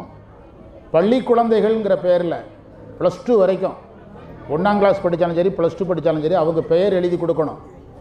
அவங்களுக்கெல்லாம் நாங்கள் நிகழ்ச்சி முடிக்கிறதுக்குள்ளே திருவாசகம் கொடுக்குறதா சொல்லியிருக்கிறோம். நீங்களாம் உங்கள் பேர் எழுதி கொடுத்துட்டீங்களா? பேர் எழுதி கொடுத்துருங்க, புரியுதா? இந்த திருவாசகம் தான் இது. ஒரு நூல் 100 ரூபாய் வரும், ஆனால் மிக குறைஞ்ச விலையில் கிடைக்கிது. குழந்தைகள் எங்கே போய் அதை தேடி வாங்குவாங்க? அதுக்காக நாங்கள் நீங்கள் எத்தனை பேர் பெயர் கொடுத்தாலும் அதுக்கு எங்களுக்கு கவலை கிடையாது. ஆனால் நிகழ்ச்சிக்கு வரணும். வீட்டில் இருந்துட்டு ஆன்லைனில் ரிஜிஸ்டர் பண்ணிடுறோம். ஆன்லைனில் சிலர் ரிஜிஸ்டர் செய்ய எல்லாமே ஆன்லைனில் பண்ணி நம்மளால் பழகிட்டான். ஆன்லைனில் ரிஜிஸ்டர் பண்ணிடாதீங்க. எங்கே வரணும்? கம்பல்சரி டெய்லி கோயிலுக்கு வர்றான்னு பார்க்குறது உங்கள் பொறுப்பு தான். எத்தனை பேர் பெயர் கொடுத்தாங்க? இன்றைக்கி எழுதிருங்க, இன்றைக்கி எழுத ஆரம்பிச்சிருங்க, அப்போ தான் வருவாங்க. இந்த திருவாசகம் வாங்கி கொடுப்போம். அவங்க தனியாக இது ஒரிஜினல் ரேட்டு 100 ரூபா, மிக குறைஞ்ச விலைக்கு கொடுக்குறாங்க. பழனியில் நாங்கள் இதை வாங்கி கொண்டு உங்களுக்கு தருவோம். சரியா? உண்மையை பேசிடணும். என்ன சொல்கிறீங்க? இது கிடைக்காத பொருள் கிடையாது, ஆனால் வாங்கி கொடுக்குறோன்னு சொல்கிறோம். எனவே இந்த அரக்கில் செய்கிறாங்க, மெழுகில் செய்கிறாங்க, குங்குலியத்தை பயன்படுத்துகிறாங்க. ஏன் சிவா கண்டினியூ ஆகட்டு. ம் தொடர்ந்து பேசிகிட்டே இருக்கலாம். குங்குலியத்தை வச்சு கட்டுறாங்க. குங்குலியம் எளிதில் என்ன செய்யும்? பற்றி கொள்ளும். அதையெல்லாம் வச்சு கட்டுறாங்க. அப்போது இந்த அரக்கு மாளிகைக்குள்ளே இவங்க போனோன்னு புரிஞ்சுட்டாங்க, நம்ம கொளுத்திடுவானுங்கிறது என்ன செஞ்சுட்டு தெரிஞ்சுட்டு கொளுத்துறதுக்கு பிளான் பண்ணி தான் மாளிகை அமைச்சிருக்கார்கள் என்பதை கண்டுபிடித்து விடுகிறார்கள். அப்போ பீமன் சொல்கிறான், எந்த காரணத்தை கொண்டும் யார் சொன்னதை மறந்துடாதீங்க, விதுரர் சொன்னதை மறந்து விடாதீர்கள் அப்போது என்று தயாராக இருக்கிறார்கள். தப்பிப்பதற்கான வழிகளை கையாளுறாங்க. அங்கு வந்து புரோச்சனன்கிற ஒருத்தரை நியமிக்கிறாங்க. அந்த துரியோதனுடைய அமைச்சரவை புரோச்சனன். இந்த புரோச்சனன் என்ன பண்ணியிருக்கிறான்னா, அரக்கு மாளிகையிலிருந்து இவங்களை தப்பிக்க போகாமங்கிறதுக்கு ஆள் போட்டு வச்சிருக்கிறான். அரக்கு மாளிகையிலிருந்து தப்பிச்சு போனால் அவங்களை பிடிக்கிறது. புரியுதா? சினிமா படங்களில் நம்ம இன்னைக்கு வரைக்கும் பார்க்குறோம். அதாவது நட்பு மாதிரி அழைப்பாங்க, நட்பு உடஞ்சிதுன்னா திடீர்னு ஒரு குரூப் வந்து தாக்கும். சினிமா படங்களில் வருது.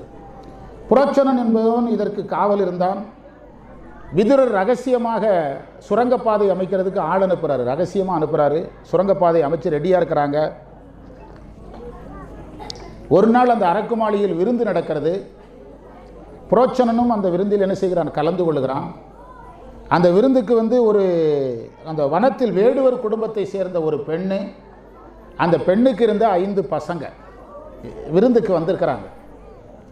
இப்போ பாண்டவர்கள் நலம் பொருட்டு அவங்க இறக்கணும், வேறு வழி கிடையாது.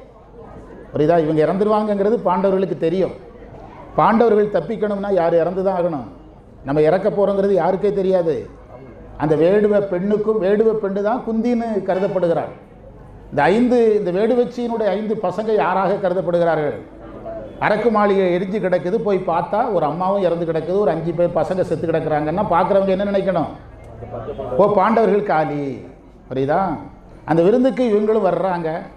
இவங்களே நெருப்பு வச்சிடுறாங்க. அந்த புரோச்சனன் நெருப்பு வைக்கிறதுக்கு தேதி குறித்து வச்சுருந்தான், இவங்களே வச்சு விட்டுறாங்க.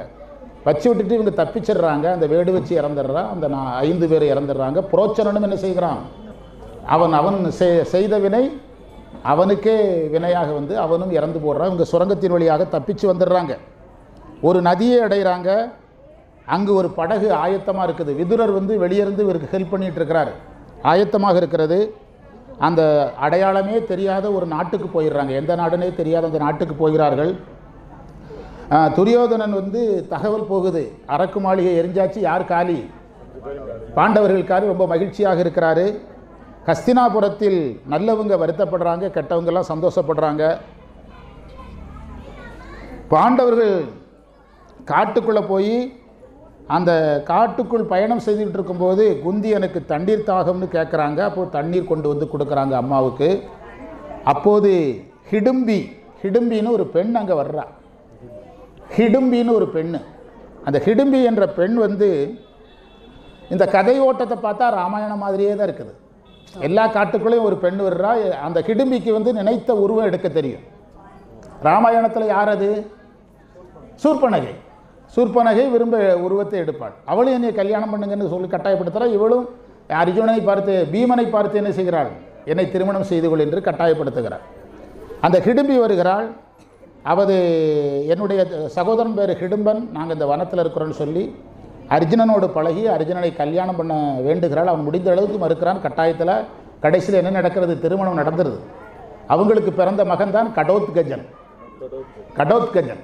கடோத்கஜன் என்பவன் மகனாக பிறக்கிறான். அப்போது இவங்களுக்கு நிறைய உதவி செய்கிறான். அதனால தான் அந்த கல்யாணம் நடந்து விடுகிறது. வனத்தில் இவங்களுக்கு உதவி செய்கிறான். அவள் நினைத்தால் இவங்க எல்லாரையும் ஒரே நேரத்தில் தூக்கி இன்னொரு இடத்துல கொண்டு விட்டுருவாள். அவளுக்கு அந்த ஆற்றலெல்லாம் இருந்தது. இந்த உதவிகளை பார்த்த உடனே தாயும் அதை பெருசாக தடுக்கலை, தர்மனும் தடுக்கலை. திருமணம் நடந்து அவள் மகனை என்ன செய்துட்டான்? பிறந்துட்டான். கடோத்கஜன் பீமனுடைய மகனாக பிறக்கிறான். இந்த நேரத்தில் வியாசர் வந்துட்டார். வியாசர் மகாபாரதத்தில் அப்பப்போ வருவார். வியாசர் திடீரென்று பிரசன்னமாகிறார். அதாவது உலகம் வந்து இவங்களுக்கு நீங்கள் தர்மத்தை எந்த நிலையிலையும் கைவிட வேண்டாம். உங்களுக்கு இனிமேல் நன்மைகள் நடக்கக்கூடிய நேரம் வந்துடும். சகித்து கொள்ளுங்கள், நல்ல காலம் சீக்கிரம் வரும். அப்போ ஒன்று தெரியுது, பாஞ்சாலி பிறந்தால்தான் என்ன காலம் வரும்? நல்ல காலம் வரும். இந்த கதையில் பாஞ்சாலி வந்த பிறகு வியாசர் வாயால் என்ன சொல்கிறாரு? உங்களுக்கு என்ன வரும்? நல்ல காலம் வரும். அப்போ நல்ல காலம் யார் பிறந்தால் வரும்? பாஞ்சாலி திரௌபதி அம்மன் வந்தால் தான் என்ன காலம் வரும்? நல்ல காலம் வரும். திரௌபதி அம்மன்கிறது சைவத்தில் நாம் அம்பாளுங்கிறோம், வைணவத்தில் மகாலட்சுமிங்கிறாங்க. ஒவ்வொரு தெய்வத்தை எல்லாம் ஒரு தெய்வங்களுடைய ஆற்றலும் அம்சங்களும் தான். ஆற்றலும் அம்சம்தான். தெய்வங்களுக்கு பல நிலைகள் இருக்கிறது. கல்வியாக பார்க்கும்போது மகாலட்சுமின்னு சொல்கிறோம், கல்வியாக பார்க்கும்போது சரஸ்வதின்னு சொல்கிறோம், செல்வமாக பார்க்கும்போது மகாலட்சுமிங்கிறோம், சக்தியாக பார்க்கும்போது பராசக்திங்கிறோம். எல்லாமே ஒன்று தான். அதாவது நெருப்புக்கு நம்ம பயன்படுத்துறதை பொறுத்து பரப்பேறு. நெருப்பு எத்தனை தான்? நெருப்பு ஒன்று தான். விளக்கில் வச்சா விளக்கு தீபங்கிறீங்க, அடுப்பில் வச்சா அடுப்பு நெருப்புங்கிறீங்க. ஆனால் தீங்கிறது எத்தனை தான்? ஒன்று தான். அது மாதிரி புரியுதா? எனவே வியாசர் அந்த தர்மத்தை கடைப்பிடியுங்கள், பொறுமையை காத்துக்கொள்ளுங்கள், சகித்து கொள்ளுங்கள், உங்களுக்கு என்ன காலம் வந்துட்டு நல்ல காலம் வரப்போகிறது என்று சொல்லுகிறார். நீங்கள் தவத்தில் இருக்கும் வியாசர் ஒரு ஐடியா கொடுக்குறாரு. இதே மாதிரி வெறப்பா சத்திரியர்களாக ஊருக்குள்ளே சுத்தாதீங்க, கண்ணு வச்சிருவானுவா. என்ன வேடத்துக்கு மாறிடுங்க? பிராமண வேடத்துக்கு மாறிடுங்க. என்ன வேஷத்துக்கு மாறிடுங்க? இதே மாதிரி வெறப்பா வில்லும் தண்டுமா சுற்றுனீங்கன்னா கண்ணு வச்சிருவானுங்க. ஏன்னா யாருன்னு தெரிஞ்சிடும், பாண்டவர்களுக்கு தெரிஞ்சிடும். ஏன்னா இறந்தாச்சுன்னு செய்தி போயிருக்குது. இப்போ நீங்கள் இப்படி சுற்றிட்டு இருந்தீங்கன்னா அதனால் நீங்கள் என்ன வேடத்துக்கு போயிடணும்? ராமரும் என்ன வேடத்துக்கு போனார்? நீ ராமாயணத்தை சேர்த்து படித்தா நல்லா இருக்குது. ராமரும் காட்டுக்குள்ளே போய் என்ன வேடத்துக்கு தான் போனார்? தவ வேடத்தான். ஆழிசூழ் உலகமெல்லாம் பரதனை ஆள நீ போய் தாளிரும் சடைகள் தாங்கி தாங்கரும் தவமேற்கொண்டு புலிவன் காணம் நண்டி புண்ணிய துறைகள் ஆடி 72 ஆண்டில் வா என்று எம்பினன் அரசன் என்றான். கம்பரும் அப்படி தான் சொல்கிறான். சரியா? எனவே நீங்கள் பிராமண வேடத்துக்கு போயிருங்க. பிராமண வேடத்திற்கு செல்லுங்கள். ஏக சக்கர நகரம், ஏக சக்கர நகரம்னு ஒரு நகரம். எங்கள் சிவனடியார் கூட்டத்தில் ஒரு அம்மா இருக்காங்க, கமலம்னு ஒரு டீச்சர் இருக்காங்க. இவங்க எல்லாருமே எங்ககிட்ட படிக்கிறவங்க தான் எல்லாரும். இவங்க எல்லாருமே, அவர் படிக்கிறாரு, இவர் படிக்கிறாரு, இவர் படிக்கிறாரு. இவர் ஒரு கோயிலே கட்டிகிட்டு இருக்கிறார். மூவர் கண்டியம்மன் ஒரு கோயில், பெதப்பம்பட்டி தானே, சோமாவரப்பட்டி. சோமாவரப்பட்டியில் கோயிலே கட்டிகிட்டு இருக்கிறாங்க. அறநிலையத்துறை பெர்மிஷன் வாங்கி கட்டிகிட்டு இருக்கிறாரு. இவர் நம்முடைய நண்பர், சோமாவரப்பட்டியிலே பழகினவர். ஆமாம், அவர் படிக்கிறாரு, அவர் எல்லாருமே படிச்சுட்டு இருக்காங்க. அப்படி படிக்கிற ஒரு அம்மா இருக்காங்க, கமலம்னு ஒரு டீச்சர். அவங்களுக்கு இப்போ டைம், அவங்க என்கிட்ட சொன்னாங்க, ரொம்ப ஃப்ரீயாக இருக்கிறேன், ஏதாவது நூல் எழுத சொல்லுங்கள். முதல்ல கேட்டாங்க நீங்கள் அறநூல் எழுதுங்கன்னு சொன்னேன். இப்போ கேட்டாங்க மகாபாரதத்தை எழுதுங்கன்னு சொன்னேன். நான் திருவாசகம், தேவாரம், பெரிய புராணமே பேசி இந்த மகாபாரத புக்குகள் எல்லாம் வாங்கி வச்சதெல்லாம் எங்கேயோ வீட்டுக்குள்ள ஒரு மூலையில் தேங்கிட்டு எங்கே இருக்குன்னே கண்டுபிடிக்க முடியல. அந்த டீச்சர் மட்டும் 2500 ரூபாய்க்கு புக்கு வாங்கி கொடுத்தாங்க. அந்த டீச்சர் மட்டும். டீச்சர் பேசி முடிச்சுட்டு உங்கள் வீட்டில் கொண்டு தந்துடுறேன்ட்டு, நீங்கள் வச்சுடுங்க, நாங்கள் எனக்கு வேண்டாம் நீங்களே வச்சுக்கிடுங்க அப்படின்னு சொல்லிட்டேன். இப்போ அவங்களுக்கு என்ன வேலை கொடுத்துருக்குறேன்? மகாபாரதத்தை சுருக்கி எழுதணும், வரக்கூடிய பேர்கள் நகரங்கள் எல்லாம் கரெக்டாக எழுதி கொடுங்கன்னு சொல்லி சரின்னாங்க. ஒரு நாள் உங்ககிட்ட நேரில் பார்த்துட்டு நான் அந்த நூலெல்லாம் வாங்கிட்டு போய் எழுதுறேன்னு சொல்லியிருக்கிறாங்க. இந்த பெயர்களெல்லாம் ஞாபகம் வைக்கிறது பெரிய விஷயம் உண்டா இல்லையா? அப்போது ஏகசக்கர நகரத்துக்கு போங்க. அப்போது அந்த நேரத்தில் ஹிடும்பனும் இந்த ஹிடும்பியும் கடோத்கஜனும் யார் கூட போகலை, இவங்க கூட போகலை. அவர்கள் பிரிந்து செல்கிறாங்க. ஒரு அந்தணர் வீட்டில் போய் தங்குறாங்க, யாசித்து சாப்பிடுகிறார்கள். பீமன் அப்போதும் அந்த யாசகம் பெற்று வர்ற உணவில் சரி பாதி பீமனுக்கு, மீதி எல்லாருக்கும். மீதி உணவு யாருக்கு? எல்லாருக்கும். சரி பாதி பீமனுக்கு. பீமன் கொஞ்சம் அதிகமாக சாப்பிடக்கூடியவன். அவங்க தங்கியிருக்கிற வீட்டில், அந்த பிராமணர் வீட்டில் திடீர்னு ஒரு நாள் எல்லாருமே ரொம்ப கவலையில் இருக்கிறாங்க.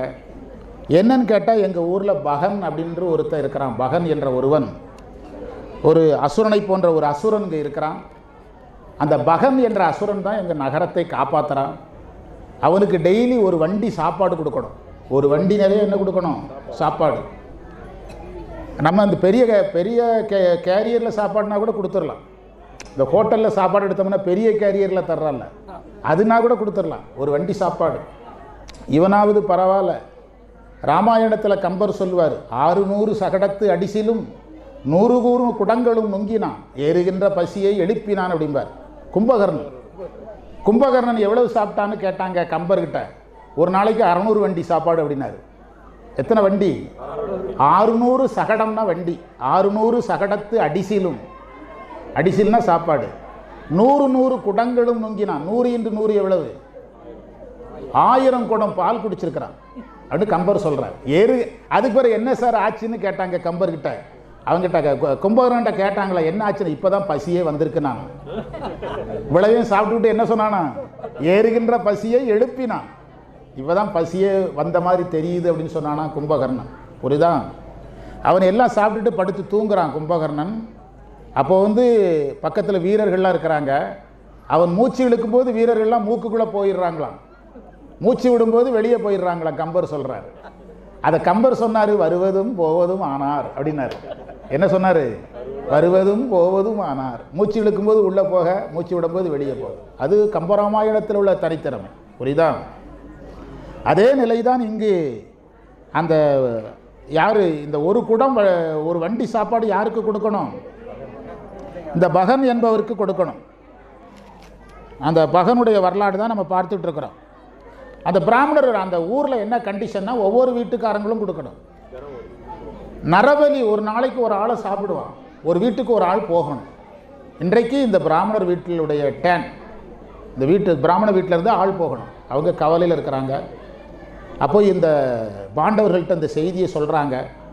அப்போ குந்தி சொல்கிறாங்க, ஒன்றும் கவலைப்படாதீங்க, எனக்கு பசங்க நிறையா இருக்கானுங்க, ஒரு பையனை அனுப்புகிறேன், போனால் போகட்டு. பாருங்கள் எவ்வளோ பெரிய தியாகம்.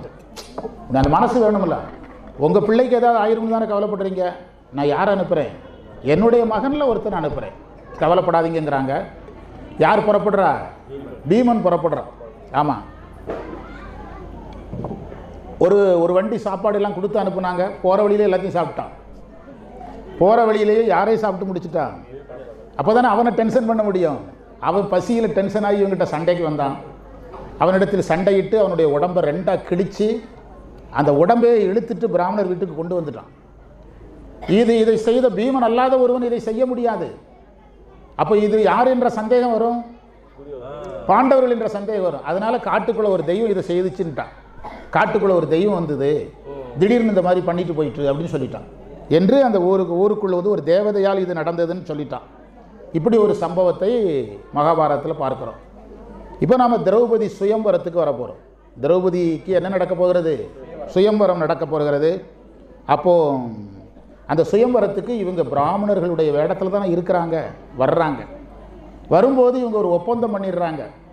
எல்லாரும் ஒரே இடத்துல வரிசையாக உட்காராதீங்க, உட்காந்தா யாருன்னு தெரிஞ்சிடும். 5 பேர் ஒரே மாதிரி கட்டப்பில் உட்காந்தா யாருன்னு சந்தேகம் வந்துடும்.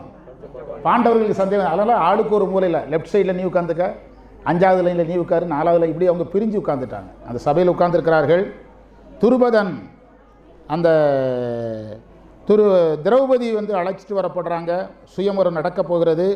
துருபதனுக்கு ஆசை யாருக்கு கொடுக்கணும்? அர்ஜுனனுக்கு கொடுக்க வேண்டும் என்ற ஆசை ஏற்கனவே அவனுக்கு இருக்கிறது. அர்ஜுனனுக்கு கொடுக்கணுங்கிற ஆசை ஒவ்வொரு மன்னர்களுடைய வரலாறுகள் எல்லாம் சொல்லப்படுகிறது. அப்போது இந்த பாஞ்சால நாட்டில் தலைநகரம் காம்பிலி என்பது பாஞ்சால நாட்டு தலைநகரம். அந்த காம்பிலிங்கிற தலைநகரத்தில் இந்த சம்பவம் நடக்கிறது.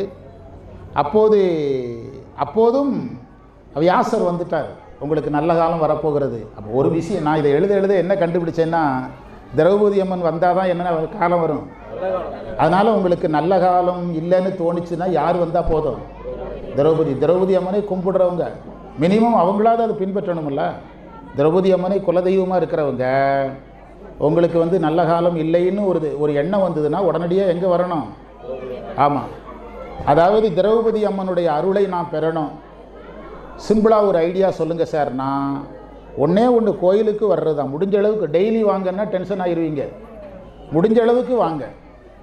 நிலை பெறுமாறு எண்ணிதியேல் நெஞ்சே நீ வா, நித்தம் எம்பிரானுடைய கோயில் புக்கு. தேவாரத்தில் சொல்லியிருக்குது. நீங்கள் பத்திரிக்கையில் வேற போட்டீங்க, சித்தாந்த கலாநிதி திருவாவடுதுறை ஆதீன பேராசிரியர். அப்போ சைவம் சொல்லி ஆகணுமில்ல, புரியுதா?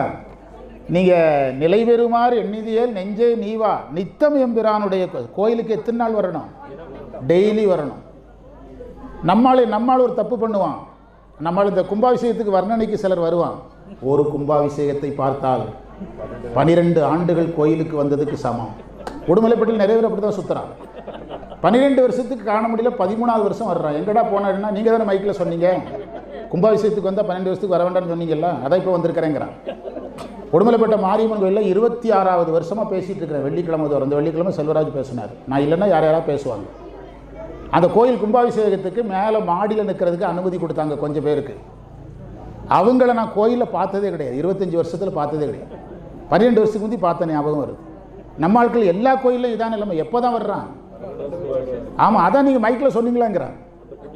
ஆமாம், அப்புறம் கோயிலுக்கு வேணால் கோபுர தரிசனம் கோடி புண்ணியம்னு ஒரு 300 கிலோமீட்டருக்கு அங்கே நின்று கும்பிட்டுட்டு போயிடுறான். புரியுதா? பஸ்ஸில் உட்காந்துக்கிட்டே கும்பிட்றான், கோபுர தரிசனம் கோடி புண்ணியம். இந்த நிறைய கோயில்களில் நான் நிறைய கோயிலுக்கு போகிறதுனால இந்த காட்சியெல்லாம் சொல்கிறேன். சிலர் சைக்கிளில் போகும்போது கோயிலும் அப்படின்ட்டு போயிடுவான். இதையெல்லாம் தவிர்க்கிறதுக்கு தான் திருநாவுக்கரசர் நிலை பெறுமாறு எண்ணிதியேல் நெஞ்சே நீ வா நித்தம் எம்பிரானுடைய கோயில். டெய்லி எங்கே வரணும்? திரௌபதி அம்மன் கோயிலுக்கு வரணும். ஒன்று உங்களுக்கு சொல்லித்தர்றேன். ரெண்டாவது, கோயிலுக்கு வரும்போது பூஜைக்குரிய பொருளோடு வரணும். தேங்காய் பழம் முடியலைன்னா மலராவது கொண்டு வரணும், அல்லது மலர் கொண்டு வரணும், எலுமிச்சம்பழம் கொண்டு வரணும், பூஜை பொருட்கள் கட்டாயம் கொண்டு வரணும். வீட்டில் நம்மளால் முடிஞ்ச அளவுக்கு இந்த தெய்வத்தை நினச்சி வழிபாடு செய்யும். கோயில் வழிபாட்டை எங்கேயும் செய்யணும், வீட்லேயும் செய்யும். நாள்தோறும் நம்முடைய குலதெய்வத்தை நினைத்து, திரௌபதி அம்மனை நினைத்து, புண்ணியம் செய்வார்க்கு பூவுண்டு நீர் உண்டு. மறந்துடாதீங்க, நீங்கள் புண்ணியம் செய்தவர்களாக இருந்தால் நாள்தோறும் சாமிக்கு மலர் வைக்கிற வாய்ப்பு கிடைக்கும். நாள்தோறும் டவுனுக்கு போங்க, பாத்திர கடையில் போய் பஞ்சபாத்திரம் கொடுங்கன்னு கேளுங்க. பஞ்சபாண்டவர்னு 5ங்கிறாங்க, அப்போ பஞ்சபாத்திரமும் 5 இருக்கணும்ட்டு 5 கேட்கக்கூடாது. பஞ்சபாத்திரம்னா அகலமானதுன்னு அர்த்தம். அது ஒன்று தான் தருவாங்க. அதை சாமிக்கு அதில் தண்ணி வைக்கணும், டெய்லி விளக்கணும், டெய்லி இதெல்லாம் செய்து பழகுங்க. ஆரம்ப நிலை பக்தருக்கு இது அடிப்படை. டெய்லி கோயிலுக்கு வரணும். கோயிலில் ஏதாவது வேலை செய்யணும், கோயிலில் ஏதாவது சாமிக்கு வேலை செய்யணும். அதே மாதிரி சாமியை நினைக்கணும். அதுமாதிரி வீட்டில் காலையிலையும் மாலையிலையும் மினிமம் விளக்காவது போட பழகணும். என்ன செய்யணும்? டிவி போட தெரியுது, என்ன போட தெரியல, விளக்கு போட. டிவி போடுறதோட சரி, நம்ம ஆள் டீ போடுறான், டிவி போடுறான், என்ன போட மாட்டேங்கிறான்? விளக்கு போட மாட்டேங்கிறான். புரியுதா? இல்லக விளக்கது இருள் கெடுப்பது, சொல்லக விளக்கது சோதி உள்ளது, பல்லக விளக்கது நல்லக விளக்கது. போதா குறைக்கு வள்ளலார் வேற இருக்கிறார். அருட்பெருஞ்சோதி அருட்பெருஞ்சோதி அருட்பெருஞ்சோதி சொன்னா கூட போதும். அருட்பெருஞ்சோதி தனிப்பெருங்கருணைன்னு சொன்னால் கூட போதும். இதெல்லாம் பேசிக்காக நான் அந்த இடையில டைம் கிடைக்கும் போதெல்லாம் உங்களுக்கு சொல்லித்தரேன். மஞ்சப்பையில் ஜாதகத்தை சுற்றிக்கிட்டு ஊராக டவுன் பஸ் வேறு ஃப்ரீயாக விட்டுருக்குதா? எந்த பஸ்ஸில் பார்த்தாலும் ஜாதகம் பார்க்குற ஆட்களாக தான் போயிட்டுருக்குது. புரியுதா?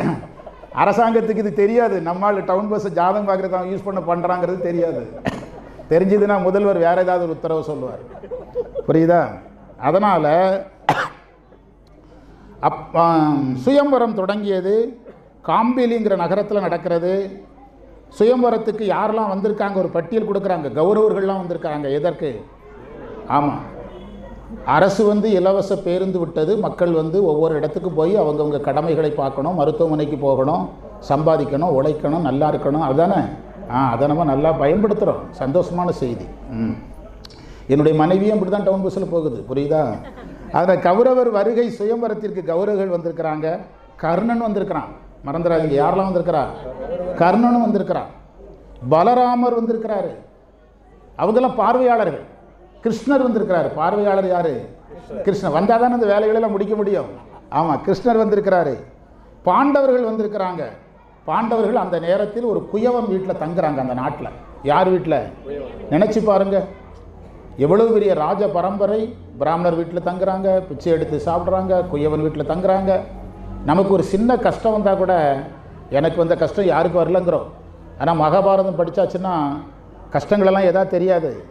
பாண்டவர்கள் பட்ட கஷ்டத்தெல்லாம் நினச்சா நம்ம படுறதெல்லாம் கஷ்டமாகவே தெரியாது. பாண்டவர்கள் ஒரு குயவர் வீட்டில் தங்குறாங்க. பிச்சை உணவு தான் சாப்பிட்றாங்க, பிச்சை எடுத்து தான் சாப்பிட்றாங்க. சுயம்வரத்துக்கு அந்த பிச்சை எடுத்து சாப்பிட்ற நேரத்தில் சுயம்வரம் சார்ந்த செய்திகளை எல்லாம் சேகரிக்கிறாங்க. யாரெல்லாம் வர்றா அப்படி சேகரித்து அந்த அந்த இடத்துக்கு போகிறாங்க. ஊர்க்காரங்க சொல்கிறாங்க, அரக்கு மாளிகையில் மட்டும் அர்ஜுனன் இறக்கலன்னா நடக்கிறதே வேறங்கிறாங்க. அர்ஜுனன் வந்திருக்கிறது யாருக்கு தெரியாது, அதே அர்ஜுனன்கிட்டே சொல்கிறாங்க. அதையெல்லாம் பார்க்குறாங்க. மாறு இடத்தில் பாண்டவர் பிராமணர் இடத்தில் பிராமணர்களுக்குரிய இடத்துல போய் தனித்தனியாக உட்கார்றாங்க. அப்போது துருபதன் பாஞ்சாலியினுடைய தந்தை, திருஷ்டத்யுமன் அண்ணன் எல்லாரும் வந்துட்டாங்க. திரௌபதி அழைத்து வரப்படுகிறாங்க. அந்த மன்னர்களுடைய பட்டியல் படிக்கப்படுகிறது. எந்த நாட்டு மன்னர் வந்திருக்கிறார், இந்த இந்த நாட்டு மன்னர் வந்திருக்க, ஒவ்வொரு நாட்டு மன்னருடைய பெயர் பட்டியெல்லாம் படிக்கிறாங்க. அப்போது என்ன போட்டினா, துருபதன் அந்த அரண்மனை சார்பில் அறிவிக்கிறாங்க, ஒரு வில் இருக்கும், 5 அம்பு இருக்கும், மேலே ஒரு சக்கரம் இருக்கும், அதில் ஒரு துளை இருக்கும், அதுக்கு மேலே மீன் போன்ற ஒரு குறி இருக்கும். இங்கேருந்து அம்பை எடுத்து அந்த துளை வழியாக மேலே இருக்கிற அந்த மீன் குறியை என்ன செய்யணும், அடிக்கணும். அடிக்கிறவனுக்கு பெண். சரியா? இதுதான் விதி. சரியா? வில்லு, 5 அம்பு, ஒரு சக்கரம், அதில் துளை, மேலே ஒரு மீன் போன்ற குறி இருக்கும். இதை வச்சு நம்ம பார்த்துருக்குறோம். இந்த சக்கரம் என்ன செய்து கொண்டே இருக்கும், சுற்றிகிட்டே இருக்கும். மகாபாரத இதில் நம்ம பார்த்துருக்குறோம். என்று விதி அறிவிக்கப்பட்டது. சிசுபாலன் முயன்றான், தோற்றான். ஜராசந்தன் முயன்றான், தோற்றான். துரியோதனன் ஓரளவு நெருங்கி அந்த போட்டியில் ஓரளவு பக்கத்தில் போய் தோற்றான். அதுபோல் கர்ணனும் தோத்துட்டான். கர்ணாலையும் அதை என்ன செய்ய முடியல. அங்கே தான் தலைவர் உட்கார்ந்துருக்கிறாரு கிருஷ்ணர். கர்ணன் ஜெயிக்கக்கூடாதுங்கிறது யார் திட்டம்? ஆமாம். ஏன்னா பாஞ்சாலி வந்து எங்கே பாண்டவர் வீட்டுக்கு போகணும். கர்ணனும் தோற்றான். அப்போது இப்போ வந்து மன்னர்கள் எல்லாம் பின்வாங்கிட்டாங்க. புரியுதா? மன்னர்கள் எல்லாம், கர்ணனை தோச்சாச்சு, எல்லாரும் மன்னர்கள் எல்லாம் பின்வாங்கிட்டாங்க. அப்போது திருஷ்டத்யுமன் பாஞ்சாலியினுடைய அண்ணன், அவன் வந்து ஒரு அறிவிப்பு விடுகிறான். பாருங்கள், அந்த காலத்தில் விதிமுறை பாருங்கள். மன்னர்களுக்கான போட்டி நிறைவடைந்தது. இனி பொது போட்டி, ஜென்ரல் காம்படிஷன். அந்த காலத்தில் இருந்திருக்கு பாருங்கள். என்ன காம்படிஷன்? பொது போட்டி, ஜென்ரல் காம்படிஷன். யார் வேணாலும், ஜென்ரல் எக்ஸாம்னு சொல்கிறாங்கல்ல, ஜென்ரல் காம்படிஷன். யார் வேணாலும் போட்டிக்கு வரலான்னு அறிவிச்சிடுறாரு. பிராமணர்கள் வரலாம், சத்திரியர்கள் வரலாம், வைசியர் வரலாம், சூத்திரரும் வரலான்ட்டான். சூத்திரர்களும் வரலாம், யார் வேணாலும் வரலாம் என்று சொல்கிறார். அப்போது அர்ஜுனன் போய் ஒன்றன் பின் ஒன்றாக அம்பு எய்து அந்த என்ன போட்டி விதியோ சக்ஸஸ் பண்ணிட்டான். சக்ஸஸ் பண்ணி முடித்து விடுகிறான். அந்த குறியை அடித்தான். அப்போது அந்த திரௌபதி வந்து யாருக்கு மாலை இடுகிறாள்? அர்ஜுனனுக்கு மாலை இடுகிறாள். திரௌபதி அர்ஜுனனுக்கு மாலை இடுகிறாள். திரௌபதி அம்மனுக்கு திருமணம் நடந்தது வரைக்கும் நம்ம வந்தாச்சு. இன்றைக்கு தான் பிறந்ததாக கதை சொன்னோம். இன்றைக்கு தான் திருமணம். நம்முடைய கதையில் இது முக்கிய ஏரியா. இதற்கு பிறகு அம்மை வந்து வேக வடிவமாக மாறிடும். உண்டா இல்லையா? கதையில் இது முக்கியமான பகுதி, இன்றைய பாடப்பகுதி. மாலையிட்டால் இசைக்கருவிகள் எல்லாம் முழங்கியது. கர்ணன், அதாவது இந்த இந்த இடத்துல கர்ணன் விஜயன் போட்டி. அர்ஜுனன், நீ எனக்கு விஜயன் சமம், நீ யாரோடு யாரை வென்றாய்? இந்த இடத்துல வந்திருக்கிறது அர்ஜுனன்னு தெரியாதுல்ல, வந்திருக்கிறது யாருன்னு தெரியாது. ஆனால் போர் செய்கிறது யார் மாதிரி இருக்குது, அதை விசாரிக்கிறாங்க. கர்ணன் உட்பட எல்லாரும் விசாரிக்கிறாங்க, நீ யார் என்று கேட்கிறார்கள். அரசர்கள், இந்த இடத்துல ஒரு செய்தி வருது. இந்த முடியாமல் போனாங்க பார்த்தீங்களா, அவங்கெல்லாம் முடியாமல் போனவங்க ரொம்ப சந்தோஷங்க. இந்த கல்யாணத்துக்கு நாங்கள்லாம் எல்லோரும் உட்காந்து பாயாசம் சாப்பிட்டு போகிறோம் சொல்லுவானா? அவனுக்கு பொறாமல் வரும்ல. அவனுக்கு அடிப்படை தானே, உலக இயற்கை தானே. அவன் திருப்பி விட்டுட்டான். நாடோடி பிராமணனுக்கு போய் பொண்ணு கொடுத்துருக்கிறான் துருபதன் அப்படின்ட்டான். இவர்களெல்லாம் நாடோடி பிராமணர்கள், இவர்களுக்கு போய் பொண்ணு கொடுத்துருக்கிறான். முதலே தெரிஞ்சால் நம்மளால் என்ன செய்யாமல் இருந்திருக்கலாம், இப்படி அவர்கள் செய்திகளை பரப்புகிறார்கள். ஜாதியை பற்றி பேசினார்கள். எதை பேசினார்கள்? ஆமாம், துருபதனை அடிக்க போயிட்டாங்க. துருபதனை என்ன செய்கிறாங்க? தாக்க போகிறார்கள். பாண்டவர்கள் யாருக்காக போரிடுறாங்க? துருபதனனுக்காக. ஏன்னா சொந்தமாயிட்டு அது சம்பந்தி ஆகிட்டாங்க, பங்காளி ஆகிட்டாங்க.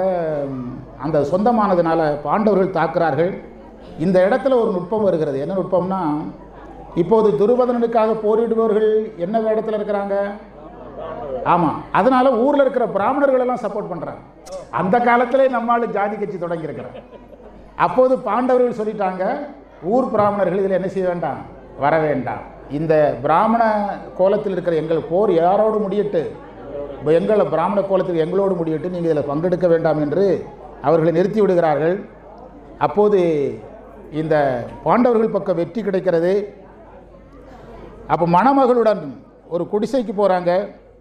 அந்த அம்மா தங்கியிருக்கிற அந்த இடத்துக்கு, குயவன் வீட்டில் தங்கினதாக சொல்கிறோம்ல, அந்த இடத்துக்கு போகிறாங்க. தாயினிடத்தில் போய், அம்மா எங்களுக்கு இன்றைக்கு ஒரு அபூர்வமான ஒரு பிச்சை கிடைத்தது அப்படின்னு சொல்கிறாங்க. எங்களுக்கு ஒரு அபூர்வமான ஒரு யாசக பொருள் கிடைத்ததுன்னு அம்மா பார்க்கல. அம்மா வீட்டுக்குள்ளே உட்காந்துருக்குது, அம்மா பார்க்கல. அபூர்வமான ஒரு பொருள் கிடைத்தது அப்படின்னோடனே குந்தி தேவி என்ன சொல்கிற, ஐவர்களும் அதை நீங்கள் எடுத்துக்கொள்ளுங்கள் என்று சொல்கிறாங்க, என்று சொல்லுகிறார்கள். அப்போது அந்த குந்திய தேவி அழைச்சிட்டு வந்து தான் இப்படி சொல்கிறாங்கங்கிறது யாருக்கு தெரியாது. அந்த பாஞ்சாலியை அழைத்துட்டு வந்துட்டு தான் இப்படி சொல்கிறாங்கங்கிறது யாருக்கு தெரியாது. குந்தி தேவிக்கு தெரியாது. இதில் ஒரே ஒரு செய்தியை நான் அந்த பாஞ்சாலியை பற்றி படிச்சுட்டு நம்ம நிறைவு பண்ணிடுவோம். நிறைவு செய்கிற டைம் வந்துட்டு இந்த இடத்தில் ஒரு தெய்வீகமான ஒரு செய்தி.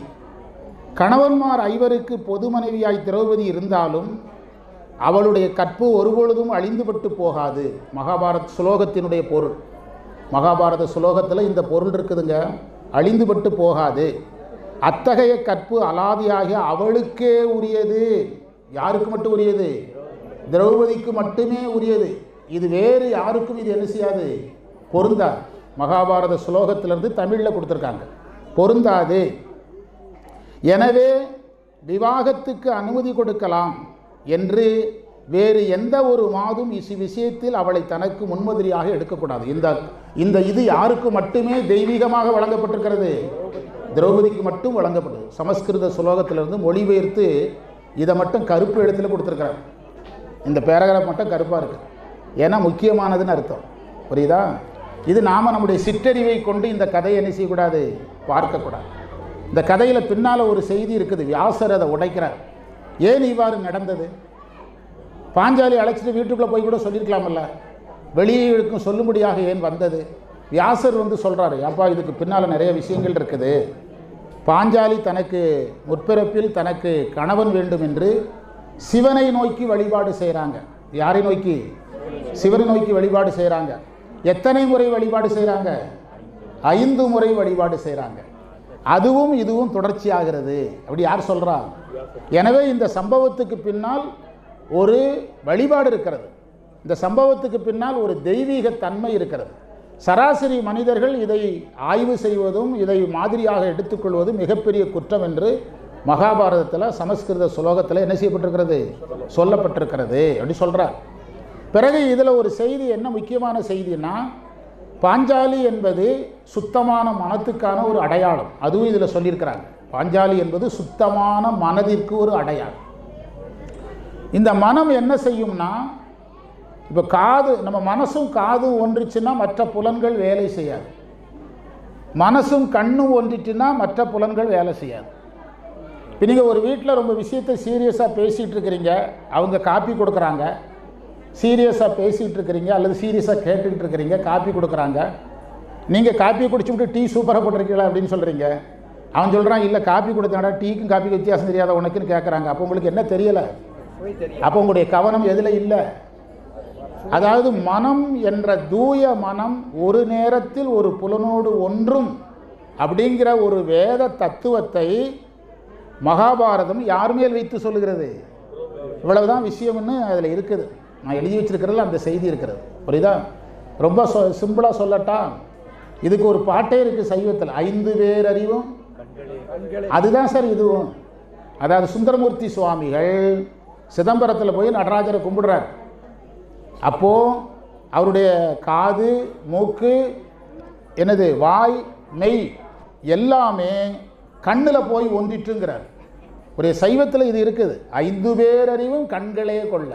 கண்ணால் யாரை அனுபவிக்கிறாரு? நடராஜரை அனுபவிக்கிறார். கண்ணால், கண் என்ற ஒன்றை கொண்டு அனுபவிக்கிறார். இப்படி ஒரு வேதத்தில் இருக்கக்கூடிய ஒரு கான்செப்டை அம்மை செய்து காட்டுது. அம்மையை வைத்து இறைவன் செய்து காட்டுகிறார். அதுவரைக்கு தான் நம்ம தெய்வீகமாக எடுத்துக்கொள்ள வேண்டுமே தவிர இந்த சம்பவத்தை எடுத்துக்கொண்டு அவங்கவுங்களுக்கு நம்ம சிற்றறிவுக்கு ஏற்றபடி அது சம்பந்தமாக எதுவும் என்ன செய்யக்கூடாது, ஆராய்ச்சி செய்யக்கூடாது என்று சமஸ்கிருத சுலோகத்தில் சொல்லப்பட்டிருக்கிறது. 5 பேர் அறிவும் கண்களே கொள்ள. மாணிக்கவாசகர் சொல், இந்திரிய வயமயங்கி இறப்பதற்கு காரணமாய் அந்தரமே தெரிந்து போய் அருணகில் வீழ்வேற்கு சித்ததனை தெளிவித்து சிவமாக்கி அணையாண்ட அந்தமிலா ஆனந்தம் அணிகொள்தில்லை கண்டேனே என்று கண்களால் மட்டும் நடராஜரை பார்த்தார். புரியுதா? குனித்த புருவமும் கொவ்வை செய்வாயில் குமின் சிரிப்பும் பறித்த சடையும் பவளம்போல் மேனியில் பால்வெண்ணீரும் இனித்தமுடைய எடுத்த பொற்பாதமும் காணப்பெற்றால் மனித்த பிறவியும் வேண்டுவதே என்று சைவ பாடல்களில் சொல்லப்பட்டிருக்கிறது. அம்மையினுடைய வரலாற்றில் இந்த சம்பவம் எதை சொல்லுகிறது என்றால் ஒரே ஒரு கான்செப்ட் தான். சுத்தமான மனம் ஒரு நேரத்தில் ஒரு புலனோடு தான் ஒன்றும் என்று வேதத்தில் சொல்லப்பட்ட செய்தி நமக்கு புரியாது. யார் செய்து காட்டுறா? அம்மை திரௌபதி அம்மன் அதை செய்து காட்டுகிறது. புரியுதா? எனவே இன்றைக்கு இந்த கதையை நாம் கேட்ட எல்லாருக்கும் நல்ல நேரம் வந்துச்சு. புரியுதா? ஏனென்றால் யார் அவதரித்தாச்சு? திரௌபதி அம்மன் அவதாரம் செய்த கதையை பார்த்திருக்கிறோம். திரௌபதி அம்மனுக்கு எதுவும் நடந்தாச்சு. இங்கே திருக்கல்யாணம் என்னைக்கு நடந்தது? நேற்று திருக்கல்யாணம் நடத்தினீங்க, இன்னைக்கு கதையின்படி திருக்கல்யாணம் நடத்தியாச்சு. புரியுதா? கதையின்படி திருக்கல்யாணம் நடத்தியாச்சு. எனவே நமக்கு இனி நடப்பதெல்லாம் எதுதான்? இன்பமே எந்நாளும் துன்பம் இல்லை என்ற எண்ணத்தோடு நாம் வழிபாடு செய்வோம் என்று சொல்லி இன்றைய வகுப்பை நிறைவு செய்வோம். சிவா திருச்சிற்றம்பலம். திருக்கையிலாய பரம்பரை போற்றி, சம்பந்த சரணாலய அடிகள் திருவடிகள் போற்றி, திரௌபதி அம்மன் திருவடிகள் போற்றி. சாமி 10 நிமிஷத்துக்கு சொல்ல சொன்னார், மறந்துட்டேன். பரவாயில்லையா? அவர் சுதாரிச்சிட்டார். திரௌபதி அம்மன் திருவடிகள் போற்றி. சிவாய நம்ம வான்முகில் வளாது வீக மலிவளம் சுரக்க, மன்னன் கோன்முறை அரசு செய்க குறைவிலாத உயிர்கள் வாழ்க, நான்மறை அரண்கள் ஓங்க ரற்றபொருள் எழுதி மல்க, மேன்மையோடு செய்வழி விளங்க.